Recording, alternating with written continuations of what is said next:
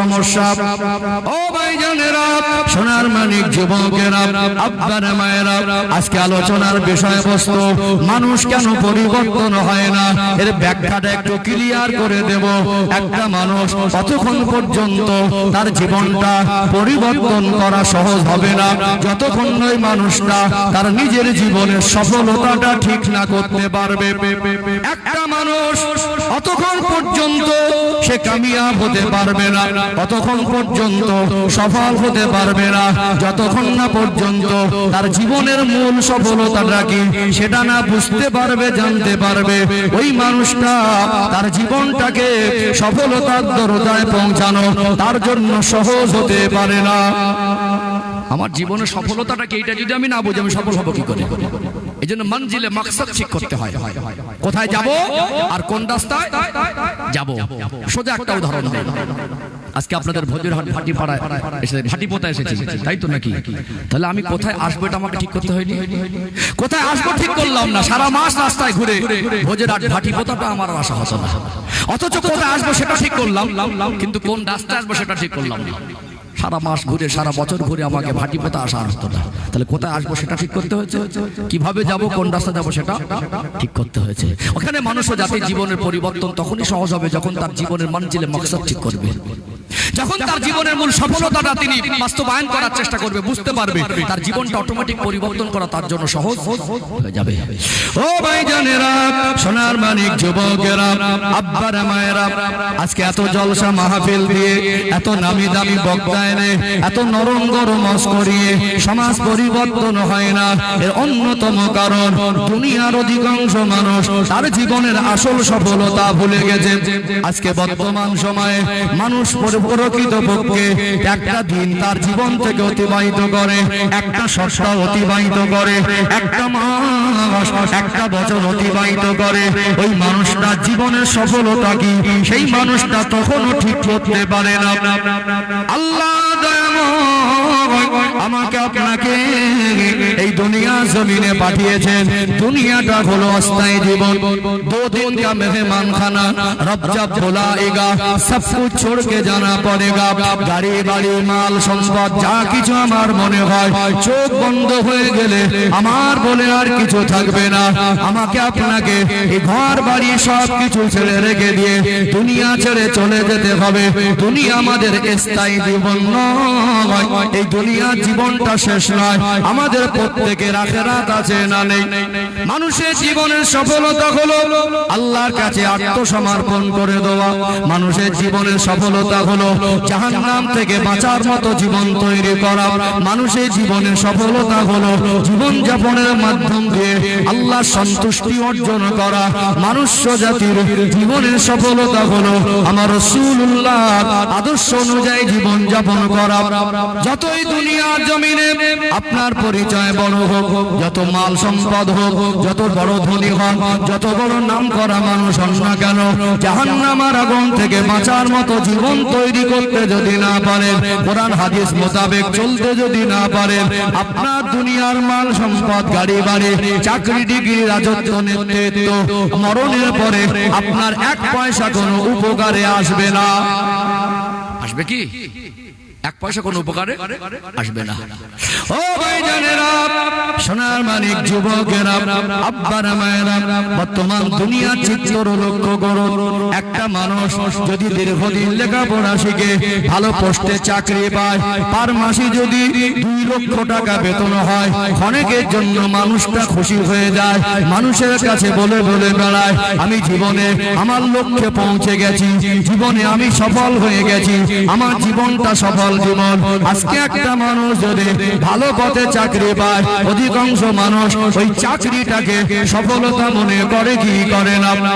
দীর্ঘদিন ঘোরাঘুরি পরে যদি ভালো একটা পদ পায়, রাজত্ব বা নেতৃত্ব পায়, ওই মানুষটা মনে করে এটা আমার জীবনের সফলতা। অথচ রাজত্ব আর নেতৃত্ব মানুষের জীবনের সফলতা নয়। যদি একটা মানুষ ব্যবসা করে প্রতিষ্ঠিত হয়ে পার মাসে যদি 5 লক্ষ টাকা রোজগার করে, ওই মানুষটা মনে করে এটা আমার জীবনের সফলতা।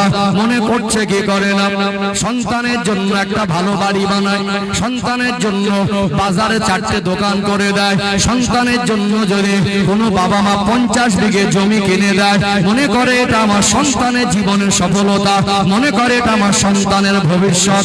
মনে রাখতে হবে, মাল সম্পদ গাড়ি বাড়ি অর্থ চাকরি ডিগ্রি নেতৃত্বের বিরুদ্ধে ইসলামও নয়, আমিও নয়।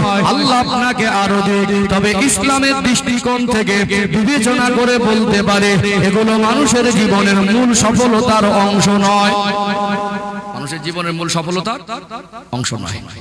কিন্তু অধিকাংশ মানুষ আমরা একটু পয়সা হয়ে গেল, একটু সমাজে প্রতিষ্ঠিত হয়ে গেলাম, এখন তো সমাজের চিত্র পয়সা হলেই সম্মান বেশি। কথা বুঝতে পারছেন না? গরিব মানুষ, ভালো গাড়ি বাড়ি নেই, ভালো জামা কাপড় নেই, সমাজে তার 1 পয়সা দাম নেই। জেনাখোর হোক, মদখোর হোক, ঘুষখোর হোক, দুর্নীতিবাজ হোক, চিটিংবাজ হোক, ধোঁকাবাজ হোক, এখন পয়সা থাকলে সমাজে বাবু। যেই সমাজের মানুষ একটু বিশিষ্ট জনের তকমা লাগিয়ে দেয়, বিশিষ্ট একজন ব্যক্তি, সমাজসেবী, ওই এক ধাক্কায় 50 বছর পার হয়ে যায়, আর 5 ওয়াক্ত নামাজ পড়ার প্রয়োজন মনে করে না, দাড়ি রাখারও প্রয়োজন মনে করে না, জীবন ইসলামিক আদর্শগুলো আমলের আর চিন্তাধারা মাথায় থাকে না, ওই ধাক্কায় পার হয়ে যায়। আমার কথা কি রাগ করছেন? কেন আল্লাহ ধন সম্পদ দিয়েছেন, কেন আমি বিরোধী করব? এর দরকার আছে কিনা আমি সব স্পষ্ট ব্যাখ্যা দেবো। আপনাদের কোনো প্রশ্নের জায়গা রাখবো না, ইনশাআল্লাহ কোনো প্রশ্নের জায়গা রাখবো না। ধৈর্য ধারণ করেন, কারোর কোনো প্রশ্ন আপনার মনে যেটা জাগবে সেটা আমার ক্যালকুলেশনে এসে গেছে, আমি অলরেডি সেটার উত্তর দিয়ে দেবো ইনশাআল্লাহ। অধিকাংশ মানুষের চাল চলন আদর্শ, তাদের জীবন যাপন দেখে কি মনে হয় যে একটা ভালো জায়গা তৈরি করেছি মনে দুনিয়ায়, আর ওই মানুষটা ইবাদতের ধারে না। কথা কি ঠিক বলছি না ভুল বলছি? ও ভাই জানেরা, সোনার মানিক যুবকেরা, আব্বারা মায়েরা, বলুন তো দেখে, দুনিয়ায় যদি গাড়ি বাড়ি চাকরি ডিগ্রি রাজত্ব নেতৃত্ব মানুষের জীবনের সফলতা হতো, তাহলে দুনিয়ায় যে অসংখ্য গরিব মানুষ আছে, দুনিয়ায় কি তাদের জীবনটা বেকার? আমার আপনার নবী, দয়ার নবী, মায়ার নবী, রাহমাতুল লিল আলামিন আমার রাসূলুল্লাহ, তিনি যদি চাইতেন ভোগ বিলাসের জীবন যাপন করতে পারতেন, তিনি যদি চাইতেন সোনার ইট দিয়ে বিল্ডিং বালাখানা বানাতে পারতেন, সেই নবী আমার তিনি তো গরিবী জীবন বেছে নিয়েছিলেন। আমার রাসূলুল্লাহ গরিবী জীবন বেছেছেন। এই দুনিয়ায় অনেক মানুষ আছেন, তারা আল্লাহর কথা মেনে চলেন, রাসূলুল্লাহর আদর্শ বুকে নিয়ে চলেন, অথচ মানুষটার গাড়ি বাড়ি চাকরি ডিগ্রি রাজত্ব নেতৃত্ব নেই। তাহলে আপনার কাছে যদি দুনিয়ার মাল সম্পদ চাকরি ডিগ্রিটা সফলতা মনে হয়, আপনার প্রতিবেশী একজন সৎ মানুষ, খোদাভীরু মানুষ, আল্লাহওয়ালা মানুষ, ওই মানুষটাকে কি আপনি সফল মানুষ বলবেন না? আমার কথা বুঝতে পারছেন? মনে রাখতে হবে, মাল সম্পদের বিরুদ্ধে আমি নয়, মাল সম্পদের বিরুদ্ধে ইসলাম নয়। আমার কওমের একটা মানুষ, আমার একটা ভাই এই ভাটিপোদার গ্রামে, আমার একটা প্রতিবেশী যদি ধনী হয়, সেটা তো আমার কাছে গর্বের। চাকরি তো জীবনের অংশ, দরকার আছে না নেই? নেতৃত্ব কাউকে দিতেই হবে, সেটাও দরকার আছে, রাজত্ব দরকার আছে, ইঞ্জিনিয়ার দরকার আছে, ধনী দরকার আছে। তবে আপনার মাল সম্পদের উপরে আমার হিংসা হয় না, আমি নিজেও তো যাকাত দেই, এতটুকু বলি ওই মাল সম্পদ এটা আমার আল্লাহ কেন দিলেন আর গরিব কেন করলেন, এর একটু জানা দরকার আছে না নেই? আছে না? আমি আমার কথা বলবো না, প্রত্যেকটা কথা প্রত্যেকটা পয়েন্ট রেফারেন্স দিয়ে বলবো ইনশাআল্লাহ। কোরআনুল কারীম খুলবেন 30 নম্বর পারা, সূরার নাম হলো সূরাতুল ফজর, 15 নম্বর আয়াত। আল্লাহ পাক স্পষ্ট করে জানিয়ে দেন, ফাআম্মাল ইনসানু ইযা মাবতালাহু রাব্বুহু ফাআকরামাহু ওয়া না'আমাহু ফায়াকুলু রাব্বি আকরামান। আমি আল্লাহ যখন মানুষকে পরীক্ষা করার জন্য মাল সম্পদ সম্মান দেই, ওই মানুষটা আল্লাহ বলছেন, ওই মানুষটাকে যখন আমি আল্লাহ ধন সম্পদ সম্মান দেই, তাকে পরীক্ষা করার জন্য, ওই মানুষটা মানুষের কাছে বলে আল্লাহ আমার প্রতি অনুগ্রহ করেছে, অথচ মানুষটা বুঝতে চায় না যে আমি আল্লাহ তাকে মাল সম্পদ রাজত্ব নেতৃত্ব ক্ষমতা দিয়েছি, সেটা তার পরীক্ষা করার জন্য। কিসের জন্য? পরীক্ষা করার জন্য। অধিকাংশ যারা একটু সুখী মানুষ, প্রতিষ্ঠিত বলে। আজকে আমাদের চিন্তাধারা দুনিয়া যারা প্রতিষ্ঠিত, ওই মানুষটা অনেক সময় বলে দেখেন আল্লাহ আমাকে অনেক ভালোবাসে, আল্লাহ আমাকে অনেক কিছু দিয়েছেন। বলেন বলেন না? কজনের মুখ থেকে শুনেছেন যে বলে আল্লাহ আমাকে অর্থ দিয়েছে, সম্মান দিয়েছে, পদ দিয়েছেন আমার জীবনের পরীক্ষার জন্য? কজনের মুখ থেকে শুনেছেন? আল্লাহ পাক কোরআনুল কারীমের 30 নম্বর পারা সূরাতুল ফজরের 16 নম্বর আয়াতে জানিয়ে দেন, ওয়া আম্মা ইযা মাবতালাহু ফাকাদারা আলাইহি রিজকা ফায়াকুলু রাব্বি আহানান। আমি আল্লাহ যখন মানুষকে পরীক্ষা করার জন্য আমি আল্লাহ তার রিজেককে যখন সংকীর্ণ করে দেই, ওই মানুষটা বলে আল্লাহ আমায় হেয় করেছেন, আল্লাহ রহমতের খাজানায় মালের কমি নেই। আমার আল্লাহ যদি মনে করতেন প্রত্যেকটা মানুষকে crore crore million billion trillion ডলারের মালিক করে দিতে পারতেন। কত কাফের, কত মুশরিক আল্লাহকে মানে না, ইসলামের দুশমন, কোরআনের দুশমন, আমার রাসূলুল্লাহর দুশমন, তাদেরকে আমার আল্লাহ মাল সম্পদ দিয়েছে না দেয় নাই। অথচ আপনি আল্লাহকে মানেন, অথচ আপনি নবীর প্রেমিক, অথচ আপনার জীবনে সততা আছে, পবিত্রতা আছে, তারপরে আল্লাহ আপনাকে কষ্টে রেখেছেন। আমার আল্লাহ আপনাকে অভাব দিয়ে পরীক্ষা করছেন। আল্লাহ আপনাকে চাইলে পাগল করে ধরাতে পারতেন, আল্লাহ চাইলে আপনাকে দুনিয়া জমিনে অন্ধ করে রাখতে পারতেন, রাস্তার ভিক্ষুক করে রাখতে পারতেন। আল্লাহর বড় দয়া, আল্লাহর বড় করুণা, আমার আল্লাহ আপনাকে মাল সম্পদ দিয়ে ধনী করেছেন। এটাও আল্লাহ আপনাকে পরীক্ষা করার জন্য পাঠিয়েছেন। কিসের জন্য? মাল সম্পদ পরীক্ষা, আর অভাবটাও পরীক্ষা। এই অভাব বলে ব্যর্থ আর টাকা আছে বলে সফল, এটা চূড়ান্ত সিদ্ধান্ত নয়, এটা চূড়ান্ত ফলাফল নয়। আমাদের জীবনে আসল সফলতা হলো জাহান্নাম থেকে বাঁচার মতো জীবন তৈরি করা। কথা ঠিক না বেঠিক? এবারে বলবেন তাহলে মাল সম্পদের দরকার আছে কিনা? অবশ্যই দরকার আছে। আজকে এই মাহফিল হলো, এই গ্রামে 4টে গরিব মানুষ দিন আনা দিন খাওয়া, ঋণ শোধ করতে পারছে না, 5000 দিতে পারবে? কষ্ট হবে না? আমার একটা ভাই, আমার একটা প্রতিবেশী, আমার একটা গ্রামবাসী, তার যদি আল্লাহ পয়সা দেয়, 4 জন 5000 করে দিলে 20,000 হবে কি হবে না?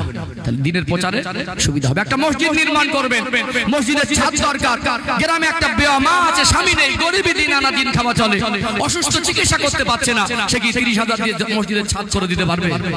আল্লাহ যদি আমার একটা ভাইকে বিশ্বের মধ্যে সেরা ধনী করে, তার বাড়িটা যদি ভাটি পোতায় হয়, সে মনে করবে আল্লাহ আমাকে এত আঘাত দিয়েছে, মসজিদের ছাদ দেওয়াটা তার কাছে কিছু মনেই হবে না।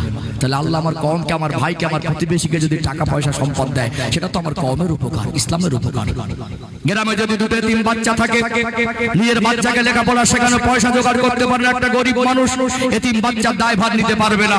এই গ্রামে 4টে চাকরিজীবী থাকলে তাদের যাকাতের টাকা এতিম বাচ্চা মানুষ হবে কি হবে না?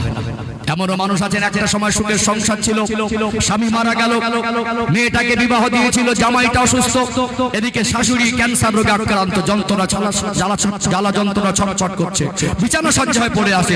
আমি প্রতিবেশী হিসেবে গরিব হয়ে তাকে সাহায্য করতে পারবো না। এই গ্রামে যদি একজন মানুষ সরকার ন্যায়পরায়ণ নেতা থাকে, এই গ্রামে যদি একজন ধনী মানুষ থাকে, আমার একটা ভাইকে যদি আল্লাহ অর্থ সম্পদ দেয়, সেই মানুষটা গিয়ে ওই গরিব মানুষটার মুখে হাসি ফোটাতে পারবে। তার অর্থ দ্বারা একটা বেওয়া অসুস্থ ক্যান্সার রোগে আক্রান্ত একটা অসহায় মায়ের মুখে হাসি ফোটানো সম্ভব। তাহলে আপনাকে কেন হাসা করব? আল্লাহ নবী সাল্লাল্লাহু আলাইহি সাল্লাম তিনিও তো অর্থ বিরোধী ছিলেন না। তো অর্থ সম্পদ অবশ্যই আল্লাহ আপনাকে দিক, আরো দিক, দোয়া করি, এটা আপনার জীবনের মূল সফলতা নয়। অথচ আমরা গাড়ি বাড়ি চাকরি ডিগ্রি মাল সম্পদ পেয়ে মনে করি আমাদের জীবন হাসিল হয়ে গেছে। আমরা নামাজের ধার ধারি না। অধিকাংশ ধনী পরিবারের ভিতরে দেখবেন, অধিকাংশ যারা সমাজে বর্তমান সময়ে আর্থিক সচ্ছলতা আছে, সুখে পরিবার আছে, অধিকাংশ মানুষের মুখে দাঁড়িয়ে নাই। কথা কি ঠিক বলছি না ভুল বলছি? একটু হ্যাঁ দেন না। দাড়ি নেই, তাদের পরিবারের মা বোনদের পর্দা আস্তে আস্তে কি হচ্ছে?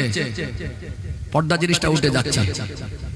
হঠাৎ একটু পয়সা হলো আর মানুষকে মানুষ মনে করে না, বুঝতে পারছেন না? হঠাৎ একটু পয়সা হলো আর মানুষকে মানুষ মনে করে না। আল্লাহ পাক আমাদেরকে শ্রেষ্ঠ ইবাদত দিলেন নামাজ। আল্লাহ নবী সাল্লাল্লাহু আলাইহি সাল্লাম বললেন, আফজালুল ইবাদাতি ইবাদাতুস সালাত। যত ইবাদত আছে সবথেকে শ্রেষ্ঠ ইবাদত নামাজ। নামাজের ভিতরে শ্রেষ্ঠ শিক্ষাগুলো আছে, ওই শিক্ষাগুলো আমরা মসজিদ থেকে বেরিয়ে বাস্তবায়ন করতে পারি না। আপনি পৃথিবীর সেরা ধনী মানুষ, মসজিদে যাবেন নামাজ পড়তে, গিয়ে দেখবেন আপনার সামনে পৃথিবীর সেরা গরিব মানুষটা আছে।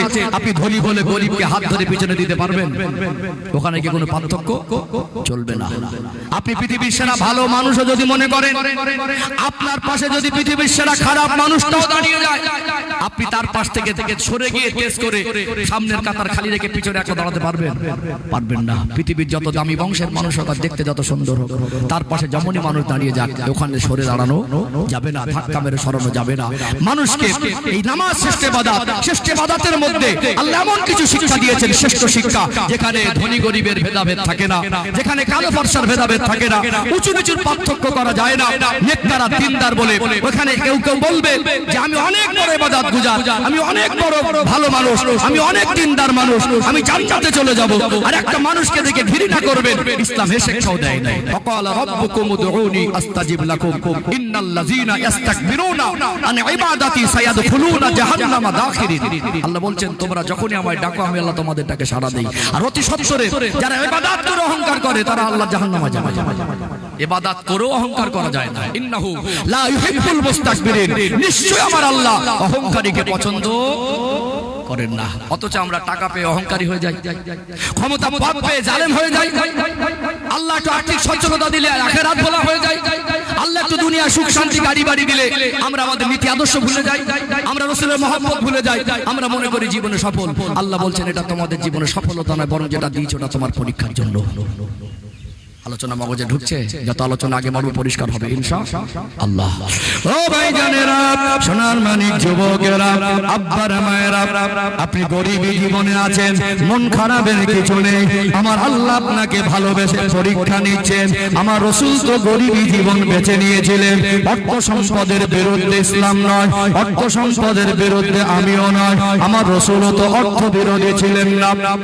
আপনারা জানেন আল্লাহ দয়াময় আমার আপনার নবী, তার নবী মায়ের নবীকে আমার আল্লাহ 63 বছরের হায়াতে জীবন দিলেন, 23 বছরের খেদমত, 40 বছর বয়সে নবুয়ত, বাকি 23 বছর মক্কায়, 13 বছর মদিনায়, 10 বছর, 23 বছরের ফসল আমার রাসূলুল্লাহ নূরের হাতে হাত দিয়ে ঈমানের কলেমা পড়ে মুসলমান হয়েছিলেন কম বেশি 1.5 লাখ সাহাবা। জোরে বলুন সুবহানাল্লাহ। সাহাবাদের মধ্যে ধনী ধনী মানুষ ছিলেন কি ছিলেন না? আল্লাহর নবীর 10 জন সাহাবাকে আমার আল্লাহ বেঁচে থাকা অবস্থায় জান্নাতে সুসংবাদ দিয়েছিলেন। আরো জান্নাতে সুসংবাদ প্রাপ্ত বহু সাহাবায়ে কেরামেরা ছিলেন, তবে 10 জনকে আল্লাহ জান্নাতে সুসংবাদ দিয়েছিলেন। এই 10 জনের মধ্যে অন্যতম 2 জনে ধনী ছিলেন। একজন হলেন আল্লাহ নবীর সাহাবী হযরত আব্দুর রহমান ইবনে আউফ রাদিয়াল্লাহু আনহু, আর একজন হলেন জিন্নুরাইন হযরত উসমান গনি রাদিয়াল্লাহু আনহু।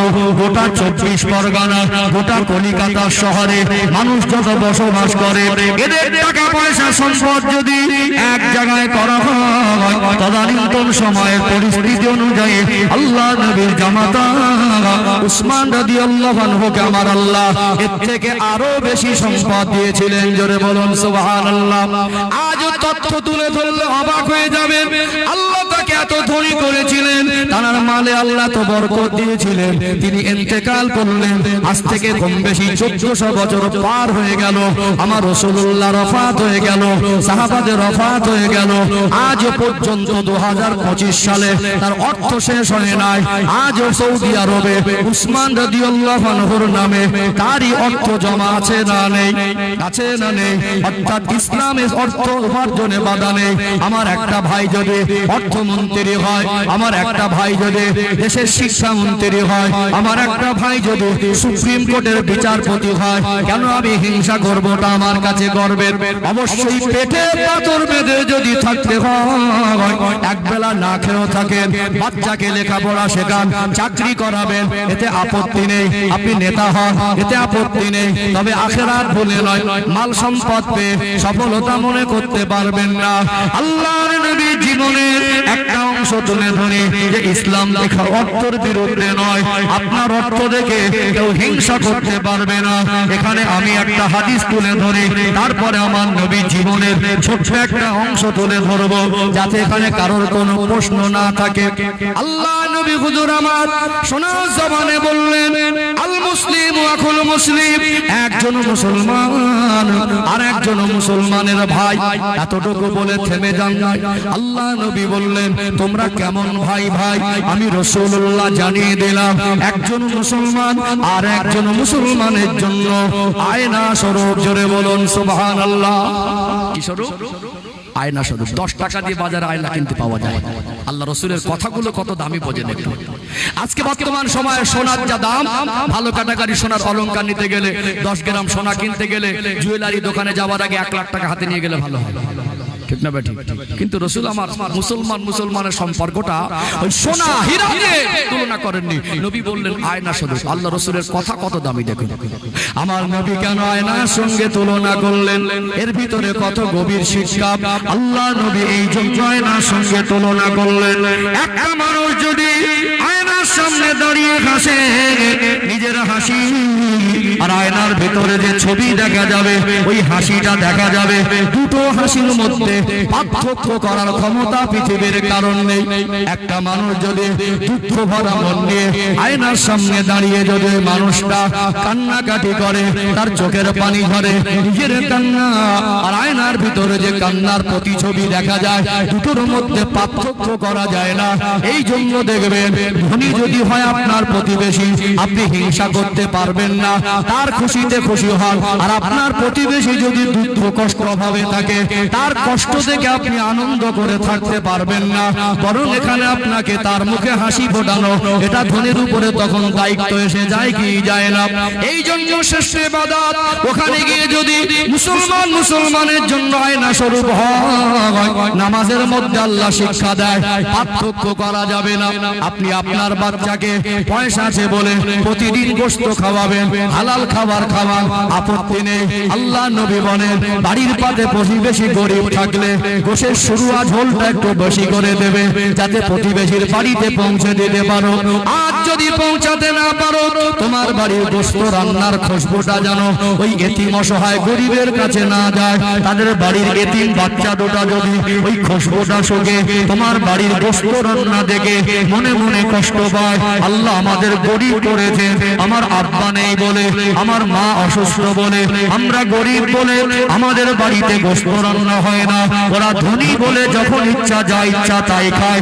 এই অসহায় গরিব এতিমকে কষ্ট দেওয়াটা, হালাল জিনিস খাওয়াবে, হালাল টাকা দিয়ে কিনে আনবে, এটাও আপনার জন্য কষ্ট দেওয়াটা ইসলামে শরিয়াতে হারাম করা হয়েছে না হয় নাই? আয়না স্বরূপ এমনি বলেন নাই, আপনার সন্তানকে ডালিম খাওয়ান, আপেল খাওয়ান, আম খাওয়ান, কলা খাওয়ান, কলার ছাল, ডালিমের ছাল, আমের আটিটা খোলা জায়গায় ফেলে দিতে পারবেন না। যদি আপনার বাড়ির পাশে কোনো এতিম অসহায় গরিব থাকে, অত্যন্ত খুশি মনে তাকে ছোট চোখে না দেখে ভাই মনে করে তার বাড়ির প্রতিবেশীর কাছে পৌঁছে দিতে হবে। আর যদি পৌঁছাতে না পারেন, ওই আমের আটি আর ওই কাঁঠালের ছালটাকে নিয়ে, ওই ডালিমের ছালটাকে নিয়ে এমন জায়গায় ফেলে দেবেন না গরিবের বাচ্চার নজরে সে কষ্ট পাবে। এতটুকু কষ্ট দেওয়াটাও ইসলামের শরিয়াতে হারাম করা হয়েছে না হয় নাই? হয়েছে না? ভেদাভেদ মেটানোর জন্য আয়না স্বরূপ রাসূল বলেছেন। এখানে এই জন্য আল্লাহ যাকাতকে ফরজ করে দিয়েছেন। কিসে? যাকাত। সব টাকা তোমার নয়, এতে অসহায় গরিব এতিম অনাথের হক আছে, আছে না নেই? তারপরে ভাই আমি কেন হিংসা করবো? আমি নিজে যাকাত দেই তো, আল্লাহ দিক না। তবে অর্থ সম্পদকে যেন আমরা সফলতা করে আর যেন বসে না থাকি। আমাদের জীবনে সফলতা হলো আল্লাহর রেজামন্দি হাসিল। আমাদের জীবনে সফলতা হলো জাহান্নাম থেকে বাঁচার মতো জীবন যাপন করা। আমাদের জীবনে সফলতা হলো জান্নাতের হাসিল করা। এর জন্য আত্মসমর্পণ দরকার, আছে না নেই? আছে না নেই? আলোচনা মগজে ঢুকছে? এখানে আরেকটু ক্লিয়ার হয়ে যাবে ইনশাআল্লাহ। চলুন, এখানে হিংসার কোনো অপশনই নেই। কেউ যদি সুখে থাকে হিংসা করতে পারবেন না, আর কেউ যদি গরিব হয় তাকে ঘৃণা করা। অথচ এই দুটো রোগ আমাদের ভিতরে আছে। প্রতিবেশী সুখে থাকলে আর একজন জ্বলে পড়ে, আর একজন মানুষ একটু পয়সা পেলে গেলে মানুষকে মানুষই মনে করে না। কি একটা পরিবেশ! আপডেট কি আপডেট হলাম বুঝে আসে না। এখন আল্লাহ দুটো পয়সা দিয়েছে, ফাউ পয়সা, ইনকাম বেশি। এখন সব আপডেট ভিন্ন ধর্মাবলম্বীদের কালচারের প্রতি আকৃষ্ট হয়ে এখন সব নামাজ, রোজা, হজ, যাকাত, কুরবানি ছেড়ে দিয়ে নামাজে ইসলাম শুধুমাত্র ঘরের মধ্যে আছে, মুখের মধ্যে আছে, কোরআন শরীফটা তোলা আছে, সিরিয়াল খতম হচ্ছে। আল্লাহ অভাব দেয়নি, তারপরে আমাদের ঘরের মা বোনরা বেপর্দায় চলছে না, চলে না। আজকে দিনে দেখা যায় আগে অভাব ছিল, কিছু মত ছিল, হারিয়া বাংলা খেত, আল্লাহ দুটো পয়সা যখন ইংলিশ চালাচ্ছে। আমাদের ছেলে মেয়েরা আপডেট, এরা ইংরেজি আর বাংলা ইংলিশ শব্দগুলো এরা মানে মিক্স করে চলে, মিক্স করে কথা বলে। এর সাথে সাথে দেখবেন আমাদের যুবক যুবতীর আপডেট, আমাদের ঘরের কিছু ধনী মানুষের আপডেট। আগে অভাবে দিনে বিড়ি খেত, এখন আবার সিগারেট খাচ্ছে। কি রাগ করছেন নাকি? অসুবিধা নেই। একজন আপনাদের মেহমানদারির জন্য একটু পানির ব্যবস্থা করেছেন, একটু বিস্কুট, অসুবিধা নেই। যখন দিয়েছেন তিনি শখ করে। আরে প্রচন্ড গরমে আমি মনে করছিলাম যে এই আজকে দুদিন একটু বেশি গরম পড়ছে, দুটো যদি 3-4 স্ট্যান্ড ফ্যানের ব্যবস্থা করে দিতেন, আগামী দিন ভাববেন, তাহলে মনে হয় মানুষ এত কষ্ট পেত না। তারপরে আল্লাহর জন্য একটা কষ্ট করে না, কি করা যাবে? কি অসুবিধা হচ্ছে নাকি? আলোচনা বুঝতে পারছেন? চলুন আমি যত আগে বাড়বো আলোচনার রূপ পরিষ্কার হয়ে যাবে ইনশাআল্লাহ। তাহলে এই দুটো রোগ আমাদের মধ্যে আছে না নেই? কাউকে সুখে থাকলে দেখে সহ্য হয় না, আর কেউ যদি একটু পয়সা পেয়ে যায় গরিব মানুষকে আর মানুষ মনে করে না। আমাদের ঘরে কিছু চাচি আর ভাবি আছে, কেউটে সাপের থেকে 20 বেশি। বাপের বাড়ি তেমন আর্থিক অবস্থা ছিল না, ছোট সব সুখী পরিবার তো। এখন এসে দেখছে কিছুদিন পরে শ্বশুর মারা গেল, শাশুড়ি মারা গেল, অগাধ সম্পদের মালিকানা। একটা সময় বাপের বাড়ি অভাবে দিন কেটেছে, এখন বড় লোকের ঘরের বৌমা হয়ে পাশের বাড়ির গরিব মানুষদেরকে এমন নাক মুখ সেট কেমন হবে জমিদারের বাচ্চা। রাগ করছেন মনে হয়? কথাগুলো বাস্তব বলছেন, অবাস্তব বলছেন? সম্মানিত ভাইয়ের, এখানে এই ভেদাভেদটুকু করা যাবে না, এই ভেদাভেদটুকু করা যাবে না। যে কথা বলছিলাম আপডেট দেখাচ্ছি, এখন আবার অ্যানিভার্সারি ডে না কি বলে, বিবাহ বার্ষিকী, একটু বলেন না, যুবক ছেলেরা বলতে পারবে। আজকে আফসোস কি জানেন, আমি কিছু কিছু জায়গায় গিয়ে দেখি যুবকের সংখ্যা বেশি, আর কিছু কিছু জায়গায় গিয়ে দেখি মুরব্বীর সংখ্যা বেশি। আজকে পরিবেশটা একটু ভিন্ন, যুবকের থেকে মুরব্বীর সংখ্যা বেশি, আর রাস্তায় দেখছি সব যুবকরা ঘুরছে। কঠিন দিন, কিছু কিছু পরিবেশে গিয়ে দেখি যুবকরা বেশি। একটা জায়গায় গিয়ে আমি দেখলাম 2-3জন মুরব্বী পেলাম বড় একটা মজলিসে। আমি বললাম এই এলাকায় কি মুরব্বী নেই? আমার আজকে দেখছি এখানে আমার সব বাবাজিরা, দাদুর বয়সী মানুষ, আব্বাজানের বয়সী মানুষ আছেন। আল্লাহ আপনাদের দীর্ঘ নেক হায়াতে তাইয়্যিবা দান করেন, আল্লাহ আপনাদের নেক হায়াত দান করেন, বলেন আল্লাহুম্মা আমিন। মুরব্বীরা আমাদের সমাজের একটা সৌন্দর্য, তারা যদি বকে সেটা আমাদের জন্য উপদেশে পরিণত হয়। কথা ঠিক না বেঠিক? এই জন্য মুরব্বীদের জন্য আমাদের দোয়া করা দরকার, আল্লাহ তাদের হায়াত দান করেন, বলেন আল্লাহুম্মা আমিন। সম্মানিত ভাইরা, যে কথা বলছিলাম, এখন আবার কি দুটো পয়সা হয়েছে। ছেলের মুসলমানিত অনুষ্ঠান, ছেলের জন্মদিন আলাদা, মেয়ের জন্মদিন আলাদা, মানে বিবাহ বার্ষিকী আলাদা, পয়সা ইনকাম বেশি। অথচ দেখবেন অনুষ্ঠানে দাওয়াত হচ্ছে কোথা থেকে? সব দামি দামি কুটুম। কি কুটুম? ছেলের বিয়ে, মেয়ের দেখাশোনা, বাড়ির পাশে প্রতিবেশী গরিব বলে আর ওকে মানুষ মনে করে দাওয়াত দেয়। অথচ হকদার বেশি, মাল পয়সা বেশি দিতে পারবে, উপঢৌকন বেশি দিতে পারবে, দামি উপহার নিয়ে আসবে।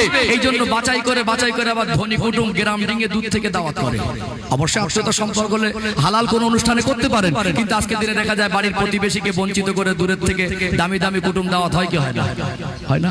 আবার দেখবেন চিত্রগুলো মেলান যে আজকে বর্তমান সময় আমাদের ভিতরে ঘাটতিগুলো একটু উপলব্ধি করেন।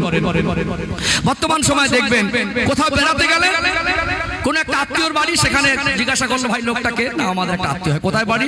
না ভোজেরহাট ভাটিপথা। একজন বললো ওখানে একজন নাম করা মানুষের, ধনী মানুষ, একজন খুব নাম করা প্রভাবশালী মানুষের নাম করলো, ভাই লোকটাকে চেনেন? ও যদি খালাতো ভাই ফুফুতো ভাই নাও হয়, ওকে যদি নাও চেনে, সে বলে হ্যাঁ একসঙ্গে ওটা বসা, খুব ভালো সম্পর্ক, আমাদের খালাতো ভাই চিনি তো, তাকে ঢাল বানিয়ে নিলেন। আবার দেখবেন একজন যদি গরিব মানুষ হয়, রক্তের সম্পর্ক হয়, চাপুন চাচাতো ভাই, ভ্যান চালিয়ে খায়, ভদ্রলোক বলছে চেনা চেনা লাগছে, থাকলে থাকতে পারে। তাহলে আমরা আজকে যাদের পয়সা আছে তারা জেনাখোর হোক, হারামখোর হোক, বর্তমান সময় যদি গোদা বাংলায় বলি, হালাল খদ্দের থেকে হারাম খদ্দের সংখ্যা বেশি হয়ে গেছে, আর হালাল খদ্দের থেকে হারাম করে সম্মানও মানুষ বেশি করছে। তাহলে আমরা কি রকম শিখেছি, কি রকম আমাদের বিবেক জেগেছে বুঝতে পারি না। প্রকৃতপক্ষে যারা ভালো মানুষ আমাদেরকে, আমরা তাদেরকে মূল্যায়ন করি না। আফসোস হয় আমাদের জন্য। এই ভেদাভেদ ইসলাম আমাদের মেটানোর জন্য নামাজের মধ্যে শ্রেষ্ঠ শিক্ষাগুলো রেখেছেন, আর রাসূল এই জন্য আয়না স্বরূপ বলেছেন এখানে হিংসারও কোনো ব্যাপার নেই। আল্লাহ আপনাকে আরো দিক, আপনার হলে আমার কওমের লাভ হবে। ওই গ্রামে যদি 50টা বাড়ি থাকে আর 40টা বাড়ি যদি ধনী হয়ে যায়, ওর যাকাতের টাকায় 10টা লোককে যাকাতের টাকা দিলে তার একতলা ঘর দুতলা হয়ে যাবে না? কি মনে হয়? আমার কথা মনে বুঝতে পারছেন না? একটা গ্রামে যদি 50টা বাড়ি হয় আর 40 জন যদি ধনী হয়, একটা সময় জাকাতের টাকা লবার লোক থাকবে? তাহলে দিলে তো ভালো, অসুবিধা কোথায়? ও ভাইজানেরা, সোনার মানিক যুবকেরা, আব্বারা মায়েরা, আল্লাহ নবী তিনি অর্থ বিরোধী ছিলেন না। ইসলামে তো অর্থ উপার্জনে বাধা নেই। আল্লাহ নবী দুইজন সাহাবী যারা বেঁচে থাকা অবস্থায় জান্নাতের সার্টিফিকেট পেয়েছিলেন, একজন হলেন হযরত আব্দুর রহমান ইবনে আউফ রাদিয়াল্লাহু আনহু, আর একজন হলেন হযরত জিন্নুরাইন উসমান গনি রাদিয়াল্লাহু আনহু। আমার আল্লাহ তাদেরকে অগাধ সম্পদ দিয়েছিলেন। যদি ইসলামের সম্পদের আপত্তি থাকতো, আল্লাহ নবী তদানীন্তন সময়ে শ্রেষ্ঠ ধনী উসমান রাদিয়াল্লাহু আনহুকে জামাই করতেন না। একদিনের ঘটনা, নবী আমার দাঁড়িয়ে এমন সময় একজন গরিব মানুষ আসলেন, আমার রাসূলের কাছে আসলেন, চেহারাটা বলেন, ইয়া রাসূলুল্লাহ, ইয়া হাবিবাল্লাহ, আমি এমন একজন মানুষ বিপদে মুসিবতে পড়ে হট করে কারোর কাছে হাত পাতা পছন্দ করি না। এমনও মানুষ আছে না নেই? কিছু মানুষ আছে কিছু হলে মানুষের কাছে হাত পাতে, আর কিছু মানুষ আছে কিছু হলে হঠাৎ হাত পাততে চায় না। হয়তো একজনের কাছে কিছু চাইলেন, লোকটা আপনায় দিল না, ফিরিয়ে দিল, অনেকের জন্য খারাপ লাগে কি লাগে না? আমার রাসূলুল্লাহর দরবারে এমন একজন ব্যক্তি আসলেন, ইয়া রাসূলুল্লাহ, ইয়া হাবিবাল্লাহ, আমি মানুষের কাছে হাত পাততে পছন্দ করি না। হয়তো বা বিপদে পড়ে একটা মানুষের কাছে চাইবো, ওই মানুষটা যদি আমায় ফিরিয়ে দেয়, ওই খারাপটা আমায় বেশি খারাপ লাগে। ইয়া রাসূলুল্লাহ, ইয়া হাবিবাল্লাহ, আজকে দিনে এত বড় মুসিবতে পড়েছি, আজকে দিনে এতটা অসহায় হয়ে পড়েছি, আজকে আমার হাত পাততে আমার অসহায়তা বাধ্য করেছে। আমার মনে হলো মদিনার বাড়ি বাড়ি গিয়ে, প্রত্যেকটা বাড়ি বাড়ি গিয়ে যদি হাত পাতি, গোটা মদিনার মানুষ যদি আমায় ফিরিয়ে দেয়, নূর নবী দার নবী মার নবীকে আমার আল্লাহ तमाम সৃষ্টি জগতের জন্য রহমত স্বরূপ করেছেন। আমি যদি আল্লাহ নবীর কাছে যাই, আমার রাসূলের কাছে যদি কিছু থাকে, তিনি তো আমায় ফেরাবেন না। ইয়া রাসূলুল্লাহ, ইয়া হাবিবাল্লাহ, হুজুর বড় আশা নিয়ে এসেছি, মনে হলো কার কাছে যাব? আল্লাহ রাসূলের কাছে যাই। আপনার কাছে যদি কিছু থাকে আপনি আমায় দিয়ে সাহায্য করেন। ও ভাইজানেরা, সোনার মানিক যুবকেরা, আব্বারা মায়েরা, এই কথাটা শুনবার পরে আল্লাহ নবীর মনটা খারাপ হয়ে গেল। এমন একজন মানুষ যে মানুষের কাছে হাত পাতা পছন্দ করে না, এত বড় আশা নিয়ে আমি রাসূলুল্লাহর কাছে এসেছেন, অথচ আমি নবী বর্তমান সময়ে এই মানুষটাকে কিছু দিয়ে সাহায্য করব, ওই সামান্য কিছু আমার কাছে নাই। সামান্য কিছু, এই সময়টা আল্লাহর নবীর একটু কষ্ট লেগে গেল। আমার রহমতের নবী দুদিন যদি না খেয়ে থাকতেন, একটা রুটি হাতে নিতেন দুদিন অনাহারে থাকার পরে, আর একজন ক্ষুধার্ত ব্যক্তি ওই সময় যদি বলতেন, হুজুর আমি ক্ষুধার্ত, নবী বলতেন না যে আমি দুদিন না খেয়ে আছি। আমার আপনার মতো মানুষ হলে বলতাম, এই ফকিরের কাছে ভিক্ষে চাচ্ছিস? আল্লাহর নবী একবার মুস্কে হেসে বলতেন, বাবা ক্ষুধার্ত আছেন, এটা আপনি নিয়ে যান। সেই রহমতের নবী আজকে এই মানুষটাকে খালি হাতে ফেরত দেবেন। কষ্ট লাগবে না? কষ্ট লাগবে না? আল্লাহ নবীর চেহারা মলিন হয়ে গেল। অনেকের জন্য কথাবার্তা বন্ধ করে কি যেন গভীর ভাবে ভাবতে লাগলেন। লোকটার মনে এত আশা, মদিনার বাড়ি বাড়ি গিয়ে সবাই ফিরিয়ে দিলে আল্লাহ নবী আমায় ফেরাবে না, আমি রাসূলটাকে কি করে খালি হাতে ফেরত দে? এখন যদি বলি আমার কাছেও কিছু নেই, এই মানুষটা মনে বড় কষ্ট পাবে। হঠাৎ মনে পড়ে গেল আমার কাছে দেওয়ার মতো কিছু না। আমার আল্লাহ আমার জামাতা উসমান গনি রাদিয়াল্লাহু আনহুকে তো হাত সম্পদ দিয়েছে। আল্লাহ নবী মাথাটা তুলে একবার মুস্কে হাসলেন, জান জান আপনি চলে যান, উসমান গনির কাছে চলে যান। সত্যি যদি আমার কাছে কিছু থাকতো, আমি রাসূল আপনাকে খালি হাতে ফেরাতাম না, তবে এই মুহূর্তে আমার কাছে দেওয়ার কিছু নেই, আপনি চলে যাবেন। বেশি কিছু বলা লাগবে না, শুধু এতটুকু গিয়ে বলবেন আল্লাহ রাসূল আমায় পাঠিয়েছেন, কিছু সাহায্য দিতে বলেছেন। বলুন তো দেখি, আমার রাসূল যদি ইসলামে অর্থ বিরোধীর কোন আদেশ দিতেন, তাহলে নবী আমার ধনীকে জামাই করতেন না। আল্লাহ নবীর কাছে ছিল না, জামাইয়ের কাছে ছিল বলে একটা অসহায় মানুষের মুখে হাসি ফুটেছে না ফোটেনি। আমার কাছে যদি না থাকে, আমার একটা ভাইয়ের কাছে যদি থাকে, আমি যদি উপকার করতে না পারি, আমার ওই ভাইয়ের দ্বারা আমার একটা প্রতিবেশী, একটা অসহায়, একটা এতিম, একটা অনাথ অনাথ, একটা অভাবী, একটা দুঃখী, একটা কষ্টে থাকা মানুষ, এটা যদি সন্তুষ্ট হয় ইসলামের শরীয়তে মানুষের দুঃখের সুখে পাশে দাঁড়ানো, এটা অনেক বড় ইবাদত। বরং মানুষকে সাহায্য করা, মানুষের প্রতি দয়া করা, মানুষের পাশে দাঁড়ানো, আমার আল্লাহ খুশি হয়ে ওই ব্যক্তিকে জান্নাতি ঘোষণা করে দেয়। জোরে বলেন না সুবহানাল্লাহ। তাহলে এখানে আমি এই পর্যন্ত যা বোঝালাম, অর্থ উপার্জনের বিরুদ্ধে আমার রজ নয়। অর্থ উপার্জন, নেতৃত্ব, রাজত্ব, চেয়ার, নেতা হওয়া, অর্জন করা, কোটিপতি হওয়া, এতে ইসলামে আপত্তি নেই, আমারও আপত্তি নেই। আর অর্থ বিরোধী অজ আমি করছি না। আজকে অধিকাংশ মানুষ যেটা বোঝাতে চাইছি যে আমরা অর্থকে, চাকরিকে, ডিগ্রিকে, রাজত্বকে সফলতা মনে করি, অথচ আমরা আমাদের আখিরাতকে সেইভাবে সফলতা মনে করতে পারি নাই। যতক্ষণ না মানুষ জাতি তার জীবনের সফলতার রাস্তা ঠিক করবে, সফলতাটা কি সেটা বুঝতে পারবে, তাহলে তার জীবন পরিবর্তন সহজ হতে পারে না। দুনিয়ার জন্য যেভাবে আশা কামড়া করছে, জাহান্নাম থেকে বাঁচার জন্য, দুনিয়ায় মানে দুনিয়ায় ধনী হওয়ার জন্য, রাজত্ব পাওয়ার জন্য, চেয়ার পাওয়ার জন্য, চাকরি পাওয়ার জন্য 24 ঘন্টা তোলপাড় করে দিচ্ছে, সারা বছর পরিশ্রম করছে, অথচ জাহান্নামের আগুন থেকে বাঁচার জন্য সারা বছরে তার পরিশ্রমের 100 ভাগের 1 ভাগও করতে চায় না। তার কাছে দুনিয়াটাই সব মনে হচ্ছে। কি মনে হয়? আলোচনা কি বুঝতে পারছেন? বুঝতে পারছেন? চলুন এখানে আমি দুটো দৃষ্টান্ত তুলে ধরি, আরেকটু ক্লিয়ার হয়ে যাবে ইনশাআল্লাহ। ও ভাইজানেরা, সোনার মানিক যুবকেরা, আব্বারা মায়েরা, খুব গভীর মনোযোগ দিয়ে শুনুন। ধোঁকা দেওয়ার জায়গা নয়। আমি মেপে কথা বলে এই কথাগুলো হয়তোবা আপনার পছন্দ নাও হলে এতে আমার কোনো আফসোস নেই। আমি শরীয়তের বাইরে কথা বলি না, আগামীতেও বলবো না, কারণ এখানে মন জয় করাটা বড় নয়, আমার কওমকে হেদায়েতের রাস্তা ক্লিয়ার করে দেওয়া একজন আলেমের দায়িত্ব। কয়েক হাজার বছর আগে ঘটে যাওয়া ঘটনা আল্লাহ কোরআনুল কারীমে শ্রেষ্ঠ নবীর উম্মতের জন্য কেন দিলেন একটু জানা দরকার আছে না নেই? কোন নবীদের ঘটনা, দুনিয়ায় কোন জালেম বাদশার ঘটনা, দুনিয়ায় কোন নেককার বান্দাদের ঘটনা, কোন নেককার বান্দীদের ঘটনাকে আমার আল্লাহ এই জন্য দৃষ্টান্ত করে দিয়েছেন, যাতে কোরআনুল কারীমের দৃষ্টান্তগুলোকে আমরা পড়ে, আমরা বুঝে, আমরা মেনে যেন ইমানদার হতে পারে, জীবনটাকে পরিবর্তন করতে পারে। ও ভাইজানেরা, সোনার মানিক যুবকেরা, আব্বারা মায়েরা, বলুন তো দেখি, নমরুদের নাম আপনারা শুনেছেন না শোনেন নাই? শোনেন নাই?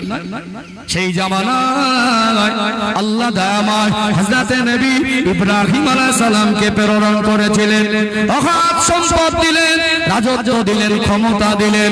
সেই জালেম বাদশা নমরুদ ইব্রাহিম আলাইহিস সালামকে আগুনে পুড়িয়ে মারার চেষ্টা করেছিল না করে নাই?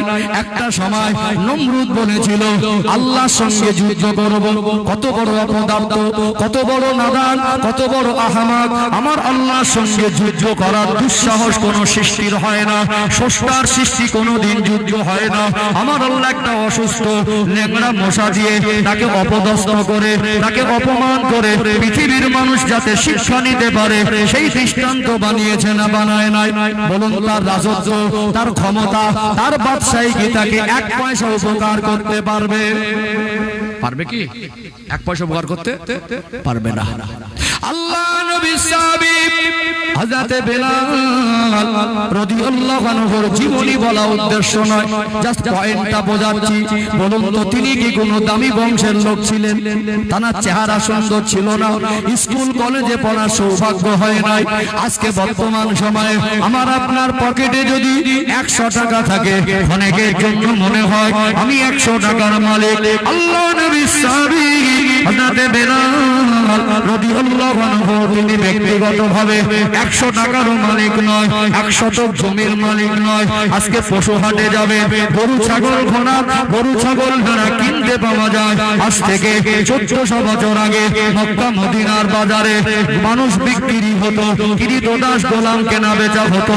বেলাল রাদিয়াল্লাহু আনহু ছিলেন ক্রীতদাস গোলাম, চেহারা ভালো না, দামি বংশের লোক নয়, যাকে হাতে দড়ি বেঁধে মানুষ বাজারে বিক্রি করে দিত। ওই মানুষটার জীবন জীবনে 100 শতক জমি নেই, 100 টাকাও নেই, অথচ জীবনকে পরিবর্তন করে নিলেন। তিনি ঠিক করে নিলেন দুনিয়াটা অস্থায়ী, তিনি ঠিক করে নিলেন আল্লাহ রেজামন্দিটা জীবনের সফলতা তিনি ঠিক করে নিলেন। রাসূলুল্লাহর কথা মতো চলাটা মানুষের জীবনের সফলতা। ওই মানুষটাকে আমার আল্লাহ কবুল করে নিলেন, আখিরাতকে প্রাধান্য দিয়ে আত্মসমর্পণ করে দিলেন। ওই মানুষটা যখন জমিন থেকে হাঁটতেন তার পায়ের আওয়াজটা আল্লাহ পাকের জান্নাতে শোনা যেত। তিনি বলেন না কি ছিল? আত্মসমর্পণ ছিল। কি ছিল? তিনি তানার জীবন যাপনটা ইসলাম গ্রহণ করার পরে নিজের ইচ্ছা আর করেননি। দেখতে কালো, জমি নেই, গাড়ি নেই, বাড়ি নেই, সম্পদ নেই, ব্যক্তিগতভাবে 10 দিরহামেরও মালিক না, ব্যক্তিগতভাবে 10 টাকারও মালিক না, কিন্তু জীবনটাকে আল্লাহ রাসূলের কাছে অধিকারটাকে নিজের ইচ্ছাকে বিক্রি করে দিলেন। আল্লাহ যেটা বলেছেন, রাসূল যেটা বলেছেন পুঙ্খানুপুঙ্খানুরূপে মেনেছেন। যে মানুষটা সমাজের মানুষের চোখে একটা সময় কৃতদাস গোলাম ছিল, অবহেলার পাত্র ছিল, ঘৃণার পাত্র ছিল, ওই মানুষটা আত্মসমর্পণ করার কারণে ইসলামের পথে প্রতিষ্ঠিত হওয়ার কারণে ওই মানুষটা হাঁটলে তার পায়ের আওয়াজটা আমার রাসূল জান্নাতে শুনতে পাচ্ছেন। যেটা বলুন, শুদ্ধ করে আজান দিতে পারতেন না, আজান দিতেন নববী শরীফে, আওয়াজটা পৌঁছে যেত আল্লাহ পাকের আরশে আজিবে। যেটা বলবেন না। সফলতা বুঝতে পারছেন? সফলতা আমাদের জীবনে গাড়ি বাড়ি রাজত্ব পদ নেতৃত্ব না। যদি গাড়ি বাড়িটাই সফলতা হলো তাহলে ফেরাউনকে সফল বলতে হতো। তার জীবনে আল্লাহর সঙ্গে সম্পর্ক ছিল না, তার জীবনে আল্লাহ প্রেরিত নবীদের সঙ্গে তাদের সম্পর্ক হয়নি। তার গাড়ি বাড়ি চাকরি ডিগ্রি তার 1 পয়সা উপকারে আসবে না। তারপরে বলবো অবশ্যই শিক্ষা জাতির মেরুদণ্ড, শিক্ষা ছাড়া ডেভেলপ উন্নতি সম্ভব নয়। অবশ্যই আপনাকে বলবো শিক্ষিত করবেন। ইসলাম যদি মানব জাতির পূর্ণাঙ্গ জীবন বিধান হয়, ইসলাম পৃথিবীর জমিনে যদি রবের পক্ষ থেকে প্রেরণ করা মানুষ জাতির জন্য শ্রেষ্ঠ জীবন বিধান হয়, মনে রাখবেন ইসলাম পৃথিবীর মানুষকে শিক্ষার যে গুরুত্ব বুঝিয়েছে। যারা ইয়াং জেনারেশন আছেন, এখন বর্তমান হাতে হাতে মোবাইল, গুগলে সার্চ করবেন, গুগল আপনাকে তথ্য দেবে গোটা বিশ্বের মধ্যে 3.5 থেকে 4,000 ধর্ম আছে। একটা দুটো না, আমরা হয়তো 4, 5 থেকে 8, 10টার নাম জানি। অর্থাৎ সেখানে ইসলাম ব্যতীত অন্য কোন ধর্ম অবলম্বীকে আঘাত করা, ছোট করা, অপমান করা আমার যারা উদ্দেশ্য নয়। আমি বলবো ধর্ম তার একান্ত ব্যক্তিগত স্বাধীনতা, তার পার্সোনাল ম্যাটার, সে কোন ধর্ম মানবে। আমি এতটুকু বলি, আপনার ধর্ম আপনার কাছে সম্মানের হতে পারে, তা আমার কোনো আপত্তি নেই। আপনার ধর্ম আপনি পালন করে সেটা আপনার পার্সোনাল ব্যাপার। ইসলাম মানব জাতির জীবন বিধান আল্লাহর পক্ষ থেকে এসেছে। ইসলাম ব্যতীত কোন ধর্ম যে রবের পক্ষ থেকে নিখুঁত নির্ভেজাল এসেছে এটা কেউ প্রমাণ করতে পারবে না। অন্য ধর্মের ব্যাকগ্রাউন্ড ইতিহাস জানবেন, একটা সময় গিয়ে ইতিহাস সাক্ষ্য দেবে কোনো না কোনো মানুষের লেখা, তার নিয়ম পদ্ধতি কোনো না কোনো মানুষের তৈরি। অর্থাৎ এই ইসলামের জীবন বিধানের মধ্যে আল্লাহ মানুষ জাতিকে যে শিক্ষার গুরুত্ব বুঝিয়েছেন, পৃথিবীর কোন ধর্ম শিক্ষার গুরুত্ব এতটা বোঝায়নি। আমার রাসূলের 40 বছর বয়স, গারে হেরাতে জাবালে নূর পাহাড়ের গুহাতে ধ্যানে মশগুল ছিলেন। আল্লাহ পাক কোরআন রমাদানুল মুবারক মাসে লাইলাতুল কদরের রাতে আমার আল্লাহ আমার রাসূলের উপরে কোরআনুল কারীমের আয়াত নাজিল করলেন। কোরআন শরীফের 30 নম্বর পারা, সূরার নাম হলো সূরাতুল আলাক। প্রথম 5 আয়াত আল্লাহ নাজিল করলেন। মহাগ্রন্থ বিস্ময়কর আল কোরআনের সূচনা আল্লাহ যে শব্দ দিয়ে করলেন, যে আয়াত দিয়ে করলেন, যার প্রথম শব্দটা ছিল ইকরা, অর্থাৎ পড়ো। শিক্ষা জাতির মেরুদণ্ড। আল্লাহর নবী সাল্লাল্লাহু আলাইহি সাল্লাম বলছেন, উতলুবুল ইলমা মিনাল মাহদি ইলাল লাহাদ। একটা মানুষের শিক্ষার সময় হলো মায়ের দোলনা থেকে আর কবরে যাওয়ার আগ পর্যন্ত। এত মহান কথা পৃথিবীর কোনো মহান ব্যক্তি বলতে পারেনি আমার রাসূল ছাড়া। কথা ঠিক না বেটি? সম্মানিত ভাইরা, অর্থাৎ অবশ্যই আপনার সন্তান ডাক্তার হোক, আমি চাই শিক্ষিত করুন, মেয়েটাকে শিক্ষিত করুন, আদর্শবান করুন, এটা আমি চাই। শিক্ষা দরকার আছে না নেই? আপনি যদি জেনারেল শিক্ষার গুরুত্ব না দেন, ইসলাম তো মানুষকে মাথা উঁচু করে বাঁচতে শেখায়। এই দেশে সুনাগরিক হতে গেলে শিক্ষা দরকার আছে না নেই? এই দেশে যদি অর্থমন্ত্রী হতে যায় তার শিক্ষা লাগবে না? রাষ্ট্রপতি হতে গেলে শিক্ষাগত যোগ্যতা লাগবে না? শিক্ষামন্ত্রী হতে গেলে শিক্ষাগত যোগ্যতা লাগবে না? লাগবে কি লাগবে না? তাহলে শিক্ষার বিরুদ্ধে ইসলাম নয়, বরং কোরআন যে শিক্ষার গুরুত্ব বুঝিয়েছে, পৃথিবীর কোন ধর্ম শিক্ষার ওই গুরুত্ব অতটা বোঝায়নি। বরং আমি বলবো, আপনার একটা সন্তানকে যদি ইসলামের জ্ঞান অর্জনের জন্য আল্লাহর নবীর জন্মভূমি সেই সৌদি আরবে মক্কা শহরে পাঠিয়ে দেন, বাচ্চাটা যদি 6 বছর বয়স হয় সেখানে 30 বছর ধরে যদি শরিয়াতের জ্ঞান অর্জন করে অনেক বড় ইসলামিক স্কলার হয়ে ঘরে ফেরে, সে যদি শুদ্ধ ভাষায় বাংলাটা বলতে না পারে, তার কওমের কাছে দিন প্রচার করতে পারবে? তাহলে শিক্ষারও দরকার আছে না নেই? শিক্ষার বিরুদ্ধে ইসলামও নয়, আমিও নয়। অবশ্যই শিক্ষিত করবেন। শিক্ষার জন্য আমাদের প্রয়োজনে দেশ বিদেশেও যেতে হবে। শিক্ষার জন্য আমরা সন্তানদের জন্য গাড়ি বাড়ি করি, হারামের মাল জমা করি, অথচ আমরা সন্তানকে আদর্শবান সন্তান হিসেবে গড়ি না। সন্তানের ভবিষ্যৎ তার গাড়ি আর বাড়ি নয়, সন্তানের ভবিষ্যৎ তার নামে 50 বিঘে জমি নয়। সন্তানকে এমন মানুষ তৈরি করুন ওই রকম 50 বিঘের জায়গায় 500 বিঘে সম্পদ তার পিছনে পিছনে ঘুরবে। কথা বুঝতে পারছেন না? বিয়ের সময় সব বড় বড় গল্প ছবি নিয়ে ঘুরছে, ছেলে দেখেছি হিরোর মতো লাগছে, মানে হারাম মালের প্রতি লোভ কমেনি। বুঝতে পারছেন না?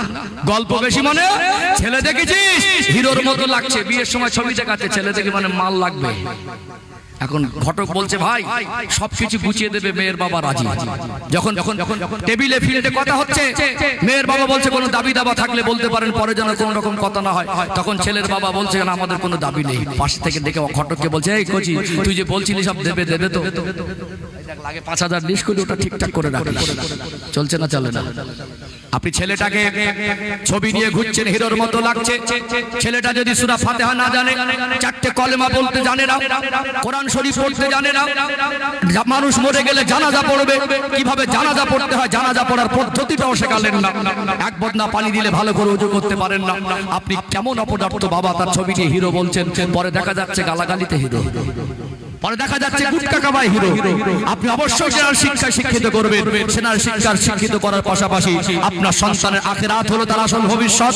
আপনার সন্তানকে শরীয়তের শিক্ষাটাও বাধ্যতামূলক। কথা ঠিক না ঠিক? 60-70 বছর চাকরি করে মাথা উঁচু করে বাঁচতে গিয়ে ন্যায়পরায়ণ নেতা হতে গিয়ে যদি শিক্ষা দরকার হয়, জাহান্নামের আগুন থেকে বাঁচতে গিয়ে তার শরীয়তের শিক্ষাটাও দরকার আছে। আজকে সমাজ পরিবর্তন হয় না, তার কারণ আমরা বাবা মা দায়িত্বহীন। আজকে আমাদের সন্তানদেরকে আমরা আদর্শ শিক্ষা শিক্ষিত করতে পারিনি। আজকে আমি বলতে পারি ইসলামের শিক্ষা মানুষের জীবনকে পরিবর্তন করে দেয়, ইসলামের শিক্ষা মানুষের জীবনে শান্তি এনে দেয়। ইসলাম এমন এক জীবন ব্যবস্থা, ইসলামের পথে প্রতিষ্ঠিত হলে আল্লাহ পৃথিবীর জমিনে তাকে সম্মানী বানিয়ে দেয়। জোরে বলুন সুবহানাল্লাহ। তার ভিতরে যদি ডিগ্রি থাকে, একটা সময় যদি অর্থমন্ত্রী হয়, একটা সময় যদি শিক্ষামন্ত্রী হয়, তো দুর্নীতিবাজ হবে। ইসলামের শিক্ষা যদি না থাকে তো ডিগ্রি আর শিক্ষা নিয়ে দুর্নীতিবাজ হয়েছে প্রমাণ আছে না? একজন খাঁটি ইমানদার সে দুর্নীতিবাজ হবে না, কেন তার ইচ্ছাকে নিজের মতো করে ব্যবহার করতে পারবে না। সন্তানকে শিক্ষিত করার পাশাপাশি শরীয়তের শিক্ষা, ইসলামের শিক্ষা, আদর্শ শিক্ষা, জাহান্নাম থেকে বাঁচার শিক্ষাটা প্র্যাকটিক্যালি আপনি বাবা আর মা দেবেন।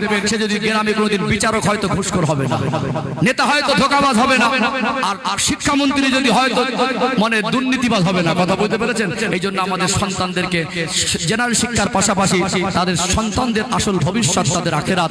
আমরা যেমন গাড়ি বাড়িকে নিজেরাই ভবিষ্যৎ মনে করছি, আমাদের সন্তানদের ক্ষেত্রে আমরা তাদের গাড়ি বাড়ি করে দিচ্ছি, অথচ তাদেরকে জাহান্নামের আগুন থেকে বাঁচানোর জন্য যে উপযুক্ত শিক্ষা সেগুলো আমরা তাদেরকে দিচ্ছি না। এটা আমাদের গার্জেনদের একটা ব্যর্থতা। কথা কি রাগ করছেন নাকি? কথা কি বুঝতে পারছেন? চলুন, এখানে আমি একটা কারণ যথেষ্ট সময় নিয়ে ব্যাখ্যা করেছি না? যতক্ষণ না আমাদের মাইন্ড চেঞ্জ করতে পারবো যে আখিরাত আমার ভবিষ্যৎ, আখিরাতের নাজাতটা আমার সফলতা, ততক্ষণ না আমার জীবন পরিবর্তন করা সহজ হতে পারে না। আল্লাহ আমাদেরকে আখিরাতমুখী হওয়ার তৌফিক দান করেন, রাসূলের ভালোবেসে বাকি জীবন আত্মসমর্পণের ভিতর থেকে জীবন অতিবাহিত করার তৌফিক দান করেন। বলেন আল্লাহুম্মা আমিন। আমি পরবর্তী পর্বে আসবো ইনশাআল্লাহ। গুরুত্বপূর্ণ এমন কিছু কথা আনবো শেষ পয়েন্টে, যেটা আমাদের জীবন পরিবর্তনের জন্য যদি মেনে নেই তো যথেষ্ট হয়ে যাবে ইনশাআল্লাহ। 2 ঘন্টা ওয়াজ করতে গেলে কমের উপরে 200 ঘন্টা পড়াশোনা করলে তাই কম হয়ে যাবে। কথা বুঝতে পারছেন? এই জন্য কথাগুলো গুরুত্ব দিয়ে শুনবেন। আজকে আমি 4 পয়েন্টে কিছু কথা বলবো, তার আগে একটু মাঝে মাঝে তাকবীর দিতে হয়, একটু দরুদ শরীফ পড়ে নিতে হয়, না তো মজলিসের হক আদায় হয় না, রহমত বর্ষণ হয় না। অনেক মানুষ এসে গেছেন আলহামদুলিল্লাহ। প্রথমে ভাবছিলাম এত সুন্দর করে সাজানো গোছানো মাহফিলের লোকজন কই। আমি তো মাসে মনে হয় 28 দিন কোন এই রাস্তা দিয়ে যাই। আমার এটা একটা ভালোবাসার জায়গা। ফজিরহাটি মসজিদটা তো একটা মানুষের উপকারের জন্য একটা খুব সুন্দর জায়গা মসজিদ। প্রায় সময় এখানে আমি নামাজ পড়ি আলহামদুলিল্লাহ। সেই এলাকাতে যেখানে আমি প্রতিনিয়ত প্রায় নামাজ পড়ি, যে রাস্তা দিয়ে প্রতিনিয়ত যাওয়া পড়ে, আজকে আপনাদের পাশে পেয়ে কাছে পেয়ে আপনারা আমাকে মেহমান হিসেবে ডেকেছেন, আপনাদের কাছে আসতে পেরে খুবই বড় ভালো লাগছে। তখনই এই জায়গায় বসার সার্থকতা হবে যদি আমাদের বলাতে শোনাতে আল্লাহ খুশি হয়, যদি এখান থেকে আমরা নাজাতের রাস্তা ঠিক করতে পারি। খুব সুন্দর পরিবেশ, বহু মানুষ এসেছেন, একবার একটু প্রাণ ভরে তাকবীর দেন, নারী তাকবীর। মাশাআল্লাহ, কি গো ফাঁকি দিচ্ছেন? 26 তারিখে ব্রিগেড মনে আছে তো? ঝিমানোর সময় নেই। ইমানদার ময়দানে নামে না, ময়দানে নামলে হেরে বাড়ি ফেরে না, ইমানদার জয় ছিনিয়ে নিয়ে ফেরে। আমরা সেই জাতি, সংখ্যায় সামনে কতটা আছে, কে কত বড় বাদশা, কে কত বড় মন্ত্রী, ইমানদার কারোর পরোয়া করে না। ইমানদার ইমানি শক্তিটাকে যথেষ্ট মনে করে। জোরে বলুন। ময়দানে নামি না, নামলে জয় ছাড়া আমরা ফিরিও না। এত ঝিমিয়ে গেলে হবে? জাতি ধর্ম বর্ণ নির্বিশেষে আমরা এই আমাদের অধিকার আদায়ের লড়াইয়ে আমরা সব ভেদাভেদ ভুলে মাসলাক যার যার ইসলাম সবার, এখানে কোনো ভেদাভেদ নয়, এখানে কোনো সমালোচনা নয়, এক হয়ে ময়দানে নামতে হবে। অর্থাৎ দেশ বাঁচানোর লড়াই, সংবিধান বাঁচানোর লড়াই। অপদার্থ নরেন্দ্র মোদী সরকার যেভাবে একের পর এক চক্রান্ত করে সংখ্যালঘুদের উপরে, বিশেষ করে মুসলিম সম্প্রদায়ের অধিকার অস্তিত্বকে মিটিয়ে নেওয়ার চক্রান্ত করছে, আর ঘুমিয়ে থাকার সময় নেই। অর্থাৎ সম্মানিত ভাইরা, এখানে ঝিমিয়ে থাকার সময় নেই। মাঝে মাঝে আমাদের ইমানি জাজবা দরকার আছে না? নেই? আছে না? সব সময় ঝিমিয়ে থাকলে হবে না। একটু সেই জাজবা নিয়ে তাকবীর দেন তো, নারে তাকবীর। মাশাআল্লাহ, ফাঁকি দিচ্ছেন নাকি? আরেকটু জোরে আওয়াজ দেন, নারে তাকবীর। সিলসিলায়ে হক মুজাদ্দিদে জামান হিজবুল্লাহ ভাটিপোতা গ্রামবাসী বৃন্দ, এ মাহফিলের কমিটি সাহেবানগণ, নারে তাকবীর। সম্মানিত ভাইরা, আমি 26 তারিখে নিজের নিজ দায়িত্ব মনে করবেন, ঘরে বসে থাকবেন না। আপনাকে কিন্তু আল্লাহর কাছে কৈফিয়ত দিতে হবে। ওয়াকাফের সম্পদ আল্লাহর সম্পদ। আজকে যদি ময়দানে না নামি, আল্লাহ গাড়ি বাড়ি দিয়েছে, সম্পদ দিয়েছে, জমিদার মনে করে ঘরে বসে থাকবেন, আল্লাহর কাছে কিন্তু হিসাব দিতে হবে। বরং আল্লাহ যদি অর্থ দেয়, নিজেও যাবেন, নিজের গাড়ির পয়সা খরচা করে একটা গাড়ি করে দেন, মানুষ জনগণ যাতে সুযোগ যেতে পারে। কথা বুঝতে পারছেন না? প্রত্যেকটা মসজিদ কেন্দ্রে গিয়ে 5টা 7টা করে গাড়ি করতে পারি। একটা মহল্লার আন্ডারে 5 জন ধনী মানুষ নেই? এখান থেকে আপনাদের কলিকাতা সন্নিকটে দূর দূরান্ত থেকে মানুষ আসবে, এখান থেকে গাড়ি ভাড়া করা খরচা কম। অনেক মানুষ হয়তো একটু আর্থিক অভাব আছে, প্রত্যেকটা মসজিদ কেন্দ্রিক 10টা করে যদি গাড়ি করা হয়, ইনশাআল্লাহ গোটা কলকাতা মনে হয় অবরুদ্ধ হয়ে যাবে না? অর্থাৎ ইমানি পাওয়ার মাঝে মাঝে দেখাতে হয়। অর্থাৎ সম্মানিত ভাইরা, এই প্রচন্ড গরমে ভয় অনেক দেখবেন বাইরে খুব বুদ্ধিমান, বাইরে খুব নামকরা মানুষ, বাইরে খুব প্রভাবশালী মানুষ, খুব দিন দরদি, সেদিন দেখবেন লেজ গুটি এসির মধ্যে বসে আছে। বুঝতে পারছেন? আল্লাহর সম্পদ আজকে দেখছেন মুখ বুজে। আজকে আপনি আপনার সর্বশক্তি নিয়ে ঈমান বাঁচানোর লড়াই, ইসলাম বাঁচানোর লড়াই, অস্তিত্ব বাঁচানোর লড়াই নামবেন না। মনে রাখবেন, এর কৈফিয়ত আল্লাহর কাছে কোড়ায় গন্ডা দিতে হবে। সম্মানিত ভাইয়েরা, এখানে বলবো, আজকে যদি ময়দানে না নামি, একটা দিন আমার আপনার পূর্বপুরুষ যারাই আল্লাহর রাস্তায় সম্পদ ওয়াকফ করে গেছে, তাদের কবরস্থানে বুলডোজার চলবে, সেদিন কিছু করতে পারবো না। আপনার সামনে আল্লাহর ঘর মসজিদের বুলডোজার চালাবে, সেদিন আপনার চোখের পানি ফেলা ছাড়া আর কিছু থাকবে না। অর্থাৎ পাঞ্জাবের কৃষকরা যদি তার আন্দোলন করে তাদের অধিকার ফিরিয়ে নিতে পারে, ইনশাআল্লাহ আমরা এখন এতটা কমজোর হইনি। আজও ইমানদার ভারতবর্ষের কোনায় কোনায় আছে। প্রমাণ করে দেয় দেশের ইতিহাস। এই দেশটা একটা সময় ছিল পরাধীন। এই দেশের স্বাধীন করতে গিয়ে মুসলমানরা সংখ্যালঘু হলো। ইন্ডিয়ান গেটের গায়ে যদি 90,000 প্লাস শহীদের নাম লেখা থাকে, আজও পর্যন্ত দেখে নেবেন 60,000-এর বেশি ছিল মুসলমান। আমরা সংখ্যায় কম হতে পারি। ইতিহাস বলে আমার বাপ দাদা পূর্বপুরুষ এই দেশের জন্য জান দিয়েছে। আজ কিছু অপদার্থ জাহান্নামার কীট, আজ কিছু অমানুষ বাংলার সংস্কৃতি নষ্ট করার জন্য চক্রান্ত করছে। আজকে বর্তমান সময় তারা নির্লজ্জের মতো মুসলমানদের কাছে দেশপ্রেমের পরিচয় চায়। আপনাদের লজ্জা করা উচিত। এই ভারতবর্ষের জমিনের মাটিতে একবার নাক দিয়ে দেখেন, এখনো পর্যন্ত আমার বাপ দাদা পূর্বপুরুষের শহীদ হওয়া সেই রক্তের তাজা গন্ধ পাওয়া যাবে। আজ আমার এখান থেকে জানিয়ে দিতে চাই, আমার বাপ দাদা পূর্বপুরুষ এই দেশের জন্য রক্ত দিয়ে তারা দেশ স্বাধীন করেছে। কোনদিন যদি দেশের সংবিধান ধারাকে পরাধীন করার চেষ্টা করছেন, আবার যদি কোনদিন পুনরায় কোন জালিম বাচ্চা যারা দেশের সংবিধানকে পরিবর্তন করার চেষ্টা করবে, আমরা তাদেরকে পরিবর্তন করে ছাড়বো ইনশাআল্লাহ। মনে রাখবেন, আমরা কমজোর নয়। আমার ধর্ম শিখিয়েছে আমরা দেশের বিরুদ্ধে নয়, আমরা দেশকে ভালোবাসি। এই দেশের মাটি আমাদের কাছে পবিত্র। আমরা দেশের আইনকে শ্রদ্ধা করি। যেভাবে আস্থার উপরে বাবরি মসজিদে রায় দেওয়া হয়েছিল, আমরা দেশের সংবিধান আইনকে সম্মান করে সেদিন মুখ বুজে মেনে নিয়েছিলাম। বারবার চক্রান্ত করবেন, মানুষ বুঝে ফেলেছে আপনার চক্রান্ত। আমরা আর বসে থাকবো না ইনশাআল্লাহ। সবাই তৈরি হবেন সেদিন। আজ না হয় কাল হবে। ইসলামের জন্য যদি মরেন তো শহীদ হয়ে যাব ইনশাআল্লাহ। প্রয়োজনে কাপড় মাথায় বেঁধে নামবেন। এখানে কোন ইসলাম ধর্ম আমাদেরকে শান্তির পথ দেখায়, ইসলাম আমাদেরকে শান্তির পথ চলতে শেখায়। এখানে আমি বলবো, এই আন্দোলনের লড়াই কোন জাতির বিরুদ্ধে বিরুদ্ধে লড়াই নয়, আন্দোলনের লড়াই, রাজনীতির লড়াই নয়, এটা আমাদের অস্তিত্ব বাঁচানোর লড়াই, এটা আমাদের অধিকার আদায়ের লড়াই। আপনারা সবাই যাবেন ইনশাআল্লাহ। এখন থেকে ঝিমিয়ে গেলে হবে না, সেই জাযবা ঈমানি তাকবীর আর একবার দেন, নারে তাকবীর, মাশাআল্লাহ, আরেকটু প্রাণ ভরে নারে তাকবীর।